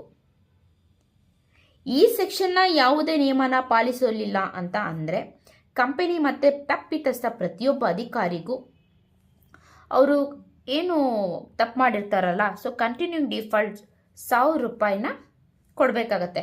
ಮ್ಯಾಕ್ಸಿಮಮ್ 1 ಲಕ್ಷಕ್ಕಿಂತ ಮ್ಯಾಕ್ಸಿಮಮ್ 1 ಲಕ್ಷ, 1000 ರೂಪಾಯಿಂದ 1 ಲಕ್ಷ. ಕಂಪನಿಯು ಯಾವುದೇ ವ್ಯವಹಾರ ಅಥವಾ ಕಾರ್ಯಾಚರಣೆ ನಡೆಸ್ತಾ ಇಲ್ಲ ಅಂದರೆ, ಯಾವುದೇ ಬಿಸ್ನೆಸ್ ಮಾಡ್ತಾ ಇಲ್ಲ ಅಂತ ಅಂದರೆ, ಇದು ROCಗೆ ಸೂಕ್ತ ಕಾರಣಗಳಿದ್ದರೆ ROC ಅಧಿಕಾರಿಗಳು ಕಂಪನಿಯ ಅಧಿಕೃತ ಆಫೀಸ್ಗೆ ಫಿಸಿಕಲಿ ಭೇಟಿ ಮಾಡಿ ಫಿಸಿಕಲ್ ಆಗಿ ವೆರಿಫಿಕೇಷನ್ ಮಾಡಬಹುದು. ಈ ವೆರಿಫಿಕೇಷನ್ ಸಮಯದಲ್ಲಿ ಕಂಪನಿ ನಿಯಮಗಳನ್ನ ಪಾಲಿಸ್ತಿಲ್ಲ ಅಂತ ಏನಾದರೂ ಕಂಡು ಬಂದರೆ ಕಂಪನಿನ ರಿಜಿಸ್ಟ್ರಾರ್ನಿಂದ ಹಾಗೆ ಕಂಪನಿ ಹೆಸರನ್ನ ಸಂಪೂರ್ಣವಾಗಿ ತೆಗೆದುಹಾಕೋದು ROC ಕ್ರಮನ ಕೈಗೊಳ್ಳಬಹುದು. Section 10A commencement of business. Share capital ಹೊಂದಿರುವಂತಹ ಕಂಪನಿಯು ಈ ಕೆಳಗಿನ ನಿಬಂಧನೆಗಳನ್ನ ಪೂರೈಸುವವರೆಗೆ ತನ್ನ ಬಿಸ್ನೆಸ್ನ ಪ್ರಾರಂಭ ಮಾಡೋ ಹಾಗಿಲ್ಲ, ಹಾಗೆ ಸಾಲ ಪಡೆಯುವಂತಹ ಅಧಿಕಾರವನ್ನು ಬಳಸೋ ಹಾಗಿಲ್ಲ. INC 20A ಫಾರ್ಮ್ ಸಲ್ಲಿಕೆ ಅಂದರೆ ಕಂಪನಿ ಸ್ಥಾಪನೆಯಾದ 180 ದಿನಗಳ ಒಳಗಾಗಿ ಡೈರೆಕ್ಟ್ರು ROCಗೆ ಈ ಫಾರ್ಮ್ನ ಸಲ್ಲಿಸಬೇಕು. ಷೇರು ಹಣ ಪಾವತಿಯ ಘೋಷಣೆ. ಪ್ರತಿಯೊಬ್ಬ ಸಬ್ಸ್ಕ್ರೈಬರ್ ಒಪ್ಪಿಕೊಂಡ ಷೇರುಗಳ ಹಣವನ್ನು ಪಾವತಿಸ್ತಿದ್ರೆ ಅಂದರೆ ಪಾವತಿ ಮಾಡ್ತಾ ಇದ್ದಾರೆ ಅಂತ ಇದರಲ್ಲಿ ನಾವು ತಿಳಿಸ್ಬೇಕಾಗತ್ತೆ. ಈ ಫಾರ್ಮ್ ಅನ್ನ ಪ್ರಾಕ್ಟೀಸ್ನಲ್ಲಿರುವಂತಹ CS, CA, ಕಾಸ್ಟ್ ಅಕೌಂಟೆಂಟು ಪರಿಶೀಲನೆ ಮಾಡಬೇಕು.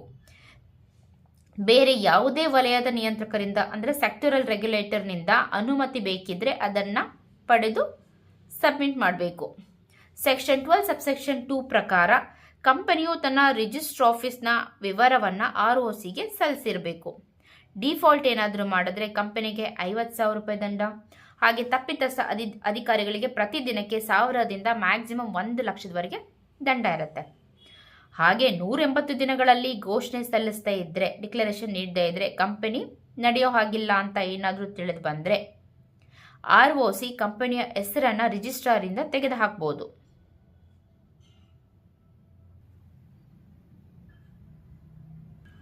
Section 18 conversion of companies. Company ತನ್ನ MOA ಮತ್ತು AOAನ ನಿಯಮಗಳನ್ನು ಬದಲಾಯಿಸುವ ಅಂದರೆ ಆಲ್ಟ್ರೇಷನ್ ಮಾಡೋದ್ರ ಮೂಲಕ ಮತ್ತೊಂದು ವರ್ಗದ ಕಂಪನಿಯಾಗಿ ಪರಿವರ್ತನೆಗೊಳ್ಳಬಹುದು. ಕಂಪನಿ ಪರಿವರ್ತನೆಯಾಗಿ ಮೊದಲು ಅರ್ಜಿನ ಸಲ್ಲಿಸಬೇಕಾಗತ್ತೆ. ಎಲ್ಲ ನಿಯಮಗಳನ್ನ ಪಾಲಿಸಿದ ನಂತರ ROC ಹಳೆ ರಿಜಿಸ್ಟ್ರೇಷನ್ನ ಮುಚ್ಚುತ್ತೆ. ROC ಕಂಪನಿಗೆ ಹೊಸದಾಗಿ ಸರ್ಟಿಫಿಕೇಟ್ ಆಫ್ ಇನ್ಕಾರ್ಪೊರೇಷನ್ ನೀಡುತ್ತೆ. ಪರಿವರ್ತನೆಗೆ ಮುಂಚೆ ಇದ್ದಂತಹ ಸಾಲ, ಹೊಣೆ ಅಥವಾ ಒಪ್ಪಂದದ ಮೇಲೆ ಈ ಹೊಸ ರಿಜಿಸ್ಟ್ರೇಷನ್ ಯಾವುದೇ ಪರಿಣಾಮ ಬೀರೋದಿಲ್ಲ. ಅದು ಮೊದಲು ಹೇಗೆ ಮುಂದುವರಿತಿತ್ತೋ ಈಗಲೂ ಕೂಡ ಹಾಗೆ ಮುಂದುವರಿಯುತ್ತೆ. Section 19 subsidiary company not to hold shares in holding company. ಯಾವುದೇ ಸಬ್ಸಿಡಿಯರಿ ಕಂಪನಿ ತನ್ನ ಹೋಲ್ಡಿಂಗ್ ಕಂಪನಿಯ ಶೇರ್ಗಳನ್ನು ಹೊಂದುವಂತಿಲ್ಲ. ಇದ್ರ ಬಗ್ಗೆ ಕಂಡೀಷನ್ ಇದೆ, ನೋಡೋಣ. ಯಾವುದೇ ಸಬ್ಸಿಡಿಯರಿ ಕಂಪನಿ ತನ್ನ ಹೋಲ್ಡಿಂಗ್ ಕಂಪನಿಯ ಶೇರ್ಗಳನ್ನು ಸ್ವತಃ ಅಥವಾ ತನ್ನ ನಾಮಿನಿ ಮೂಲಕ ಹೊಂದುವಂತಿಲ್ಲ. ಹೋಲ್ಡಿಂಗ್ ಕಂಪನಿ ತನ್ನ ಯಾವುದೇ ಶೇರ್ಗಳನ್ನ ಸಬ್ಸಿಡಿಯರಿ ಕಂಪನಿಗೆ ಅಲಾಟ್ ಮಾಡೋ ಹಾಗಿಲ್ಲ, ಹಾಗೆ ಟ್ರಾನ್ಸ್ಫರ್ ಮಾಡುವ ಹಾಗಿಲ್ಲ. ಅಂತಹ ಯಾವುದೇ ಅಲಾಟ್ಮೆಂಟ್ ಅಥವಾ ಟ್ರಾನ್ಸ್ಫರ್ ಕಾನೂನು ಬಾಹಿರ ಅಥವಾ ವಾಯ್ಡ್ ಆಗಿರುತ್ತೆ. ಇದಕ್ಕೆ ಎಕ್ಸೆಪ್ಷನ್ಸ್ ಇದೆ. ಈ ಕೆಳಗಿನ 3 ಸಂದರ್ಭಗಳಲ್ಲಿ ಸಬ್ಸಿಡಿಯರಿ ಕಂಪನೀಸ್ ಶೇರ್ಗಳನ್ನ ಹೊಂದಬಹುದು. Legal representative. ಹೋಲ್ಡಿಂಗ್ ಕಂಪನಿಯ ಮರಣ ಹೊಂದಿದ ಸದಸ್ಯರ ಕಾನೂನುಬದ್ಧ ಪ್ರತಿನಿಧಿಯಾಗಿ ಅಂದರೆ ಲೀಗಲ್ ರೆಪ್ರೆಸೆಂಟೇಟಿವ್ ಆಗಿ ಸಬ್ಸಿಡಿಯರಿ ಕಂಪನಿಯು ಶೇರ್ಗಳನ್ನು ಹೊಂದಿದಾಗ ಅಂದರೆ ಈ ಸಂದರ್ಭದಲ್ಲಿ ಸಬ್ಸಿಡಿಯರಿ ಕಂಪನಿಗೆ ಮತದಾನದ ಹಕ್ಕು ಇರುತ್ತೆ. As trustees. ಸಬ್ಸಿಡರಿ ಕಂಪನಿ ಒಬ್ಬ ಟ್ರಸ್ಟಿಯಾಗಿ ಷೇರುಗಳನ್ನ ಹೊಂದಬಹುದು. ಈ ಸಂದರ್ಭದಲ್ಲಿ ಸಬ್ಸಿಡರಿಗೆ ಕಂಪನಿಗೆ ಮತದಾನ ಮಾಡುವ ಹಕ್ಕಿರುತ್ತೆ. ಅಂದರೆ ಲೀಗಲ್ ರೆಪ್ರೆಸೆಂಟೇಟಿವ್ಗೆ ಇರೋದಿಲ್ಲ. ಲೀಗಲ್ ರೆಪ್ರೆಸೆಂಟೇಟಿವ್ಗೂ ಮತದಾನ ಮಾಡೋ ಹಕ್ಕಿರುತ್ತೆ. ಹಾಗೆ ಟ್ರಸ್ಟಿಯಾಗಿನೂ ಇಲ್ಲಿ ಮತದಾನ ಮಾಡಬಹುದು. ಕಂಪನಿಯು ಹೋಲ್ಡಿಂಗ್ ಕಂಪನಿಯ ಮತ್ತು ಹೋಲ್ಡಿಂಗ್ ಕಂಪನಿಯ ಸಬ್ಸಿಡರಿ ಕಂಪನಿ ಆಗೋದಕ್ಕಿಂತ ಮುಂಚೆ ಅದರಲ್ಲಿ ಷೇರುಗಳನ್ನು ಇಟ್ಕೊಂಡಿದ್ದಂತಹ ಪಕ್ಷದಲ್ಲಿ ಅದಕ್ಕೆ ಹೋಲ್ಡಿಂಗ್ ಕಂಪನಿ ಅಂದರೆ ಜನರಲ್ ಮೀಟಿಂಗ್ಗಳಲ್ಲಿ ವೋಟ್ ಮಾಡುವಂತಹ ಹಕ್ಕು ಇರೋದಿಲ್ಲ.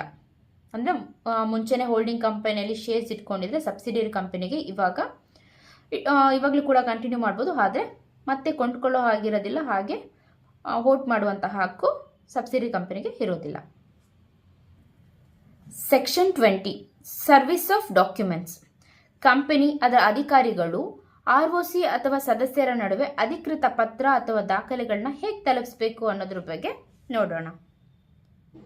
ಕಂಪನಿಯ register office, register post, speed post ಅಥವಾ ಕೊರಿಯರ್ ಮೂಲಕ ಕಳಿಸಬಹುದು. ಅಂದರೆ ರಿಜಿಸ್ಟರ್ ಆಫೀಸ್ಗೆ ಹೇಗೆ ಪೋಸ್ಟ್ ಮಾಡ್ಬೋದು ಅಂದರೆ ರಿಜಿಸ್ಟರ್ ಪೋಸ್ಟ್ ಮಾಡ್ಬೋದು, ಸ್ಪೀಡ್ ಪೋಸ್ಟ್ ಮಾಡ್ಬೋದು, ಹಾಗೆ ಕೊರಿಯರ್ ಮೂಲಕ ಡಾಕ್ಯುಮೆಂಟ್ಸ್ನ ಕಳಿಸ್ಬೋದು. ನೇರವಾಗಿ ಕಂಪನಿಯ ರಿಜಿಸ್ಟರ್ ಆಫೀಸ್ಗೆ ತಲುಪಿಸಬಹುದು. Living it RO. ನಿಗದಿಪಡಿಸಿದ ಯಾವುದೇ ಎಲೆಕ್ಟ್ರಾನಿಕ್ ಮಾಧ್ಯಮ ಅಥವಾ ಇತರೆ ವಿಧಾನದ ಮೂಲಕ ಕಳುಹಿಸಬಹುದು. ಸಾಮಾನ್ಯ ಅಂದರೆ ROC ಅಥವಾ ಕಂಪನಿ ಸದಸ್ಯರಿಗೆ ದಾಖಲೆ ತಲುಪಿಸೋದು ಹೇಗೆ ಅಂತ ನೋಡೋಣ. ಮೊದಲು ನಾವು ಅವಾಗಲೇ ಕಲ್ತ್ಕೊಂಡಿದ್ದು ಕಂಪನಿ ಅಥವಾ ಅಧಿಕೃತ ಅಧಿಕಾರಿಗಳಿಗೆ ದಾಖಲೆಯನ್ನು ತಲುಪಿಸೋದು. ಇವಾಗ ನೋಡ್ತಾ ಇರೋದು ROC ಅಥವಾ ಕಂಪನಿಯ ಸದಸ್ಯರಿಗೆ ದಾಖಲೆ ತಲುಪಿಸಬಹುದು. ಸಾಮಾನ್ಯ post, register post, speed post, courier ಮೂಲಕ ಕಳಿಸ್ಬೋದು. ಅವರ ಕಚೇರಿ ಅಥವಾ ಅಡ್ರೆಸ್ಗೆ ನೇರವಾಗಿ ತಲುಪಿಸ್ಬೋದು.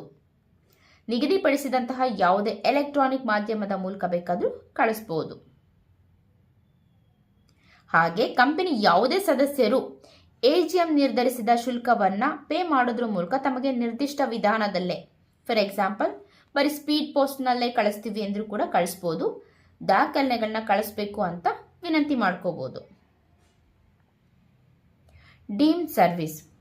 ಪೋಸ್ಟ್ ಮೂಲಕ ಕಳಿಸಲಾದ ಪತ್ರಗಳು ಯಶಸ್ವಿಯಾಗಿ ತಲುಪಿದೆ ಎಂದು ಈ ಕೆಳಗಿನ ಸಂದರ್ಭಗಳಲ್ಲಿ ಭಾವಿಸಲಾಗುತ್ತೆ. ಯಾವಾಗ ಅಂದರೆ ಸಭೆಯ ನೋಟಿಸ್ ಆಗಿದ್ರೆ ಪತ್ರವನ್ನು ಪೋಸ್ಟ್ ಮಾಡಿದ 48 ಗಂಟೆಗಳ ನಂತರ ನೋಟಿಸ್ ತಲುಪಿದೆ ಅಂತ ಪರಿಗಣಿಸಲಾಗತ್ತೆ. ಇತರೆ ಯಾವುದೇ ದಾಖಲೆಗಳಾಗಿದ್ದರೆ ಅಂದರೆ ಸಾಮಾನ್ಯ ಪೋಸ್ಟ್ ವ್ಯವಸ್ಥೆ ಪ್ರಕಾರ ಆ ಪತ್ರ ತಲುಪೋದಕ್ಕೆ ಎಷ್ಟು ಸಮಯ ಬೇಕಾಗಿತ್ತೋ ಆ ಸಮಯ ಮುಗಿದ ನಂತರ ಅದು ತಲುಪಿದೆ ಅಂತ ಡಿಸೈಡ್ ಮಾಡಲಾಗತ್ತೆ. Section 21 authentication of documents, proceedings and contracts. Company ಪರವಾಗಿ ಅಧಿಕೃತ ದಾಖಲೆಗಳು ಅಥವಾ ಒಪ್ಪಂದಗಳಿಗೆ ಯಾರು ಸಹಿ ಮಾಡಬಹುದು ಅಥವಾ ಯಾರು ದೃಢೀಕರಣ ಮಾಡಬಹುದು ಅಂತ ಈ ಸೆಕ್ಷನ್ ತಿಳಿಸುತ್ತೆ. ಹಾಗಿದ್ರೆ ದೃಢೀಕರಣದ ಅಧಿಕಾರ. ಕಂಪನಿಯು ದೃಢೀಕರಿಸಬೇಕಾದಂತಹ ಯಾವುದೇ ದಾಖಲೆ, ಕಾನೂನಿನ ನಡಾವಳಿಗಳು ಅಂದರೆ ಪ್ರೊಸೀಡಿಂಗ್ಸ್ ಅಥವಾ ಕಾಂಟ್ರಾಕ್ಟ್ಸ್ಗೆ ಈ ಕೆಳಗಿನವರು ಸಹಿ ಮಾಡಿರಬೇಕು. ಯಾರಂದ್ರೆ KMP, ಕೀ ಮ್ಯಾನೇಜರಿಯಲ್ ಪರ್ಸನ್, ಕಂಪನಿಯ ಪ್ರಮುಖ ನಿರ್ವಹಣಾ ಸಿಬ್ಬಂದಿ, ಫಾರ್ ಎಕ್ಸಾಂಪಲ್ CEO, MD ಅಥವಾ ಕಂಪನಿ ಸೆಕ್ರೆಟರಿ. ಅಧಿಕೃತ ಅಧಿಕಾರಿ ಅಥವಾ ಉದ್ಯೋಗಿ. ಈ ಕೆಲಸಕ್ಕಾಗಿ ಕಂಪನಿಯ ಆಡಳಿತ ಮಂಡಳಿಯು ಅಂದರೆ ಬೋರ್ಡ್ ಆಫ್ ಡೈರೆಕ್ಟರ್ ವಿಶೇಷ ಅಧಿಕಾರ ನೀಡಿದ ಯಾವುದೇ ಅಧಿಕಾರಿ ಅಥವಾ ಉದ್ಯೋಗಿ. Section 22 execution of bills of exchange. Bill of exchange, ಹುಂಡಿ ಅಥವಾ ಪ್ರಾಮಿಸರಿ ನೋಟ್ಗಳಂತಹ ಹಣಕಾಸಿನ ದಾಖಲೆಗಳನ್ನು ಕಂಪನಿ ಪರವಾಗಿ ಹೇಗೆ ಚಲಾಯಿಸಬೇಕು ಅಂತ ನಿಯಮ ಇದೆ. ಅದ್ರ ಬಗ್ಗೆ ತಿಳಿಯೋಣ. ಫಸ್ಟ್ ಕಂಪನಿ ಪರವಾಗಿ ಚಲಾವಣೆ.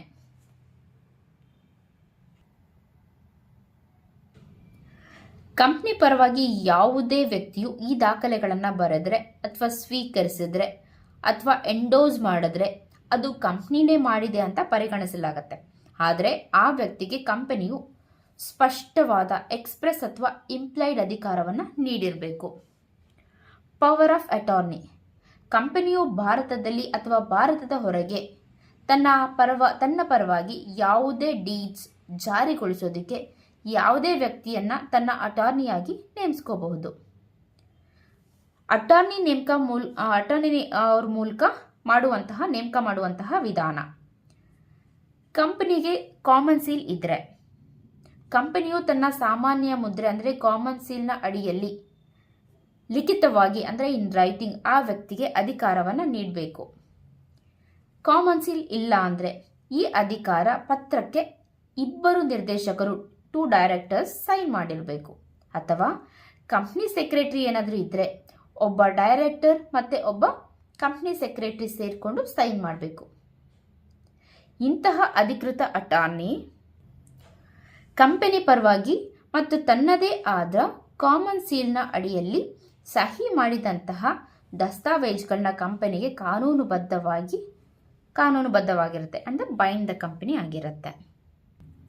ಸ್ನೇಹಿತರೆ, ಇಲ್ಲಿಗೆ ಕಂಪನಿ ಲಾನ chapter 2 incorporation of company and matters incidental thereto complete ಆಗಿದೆ.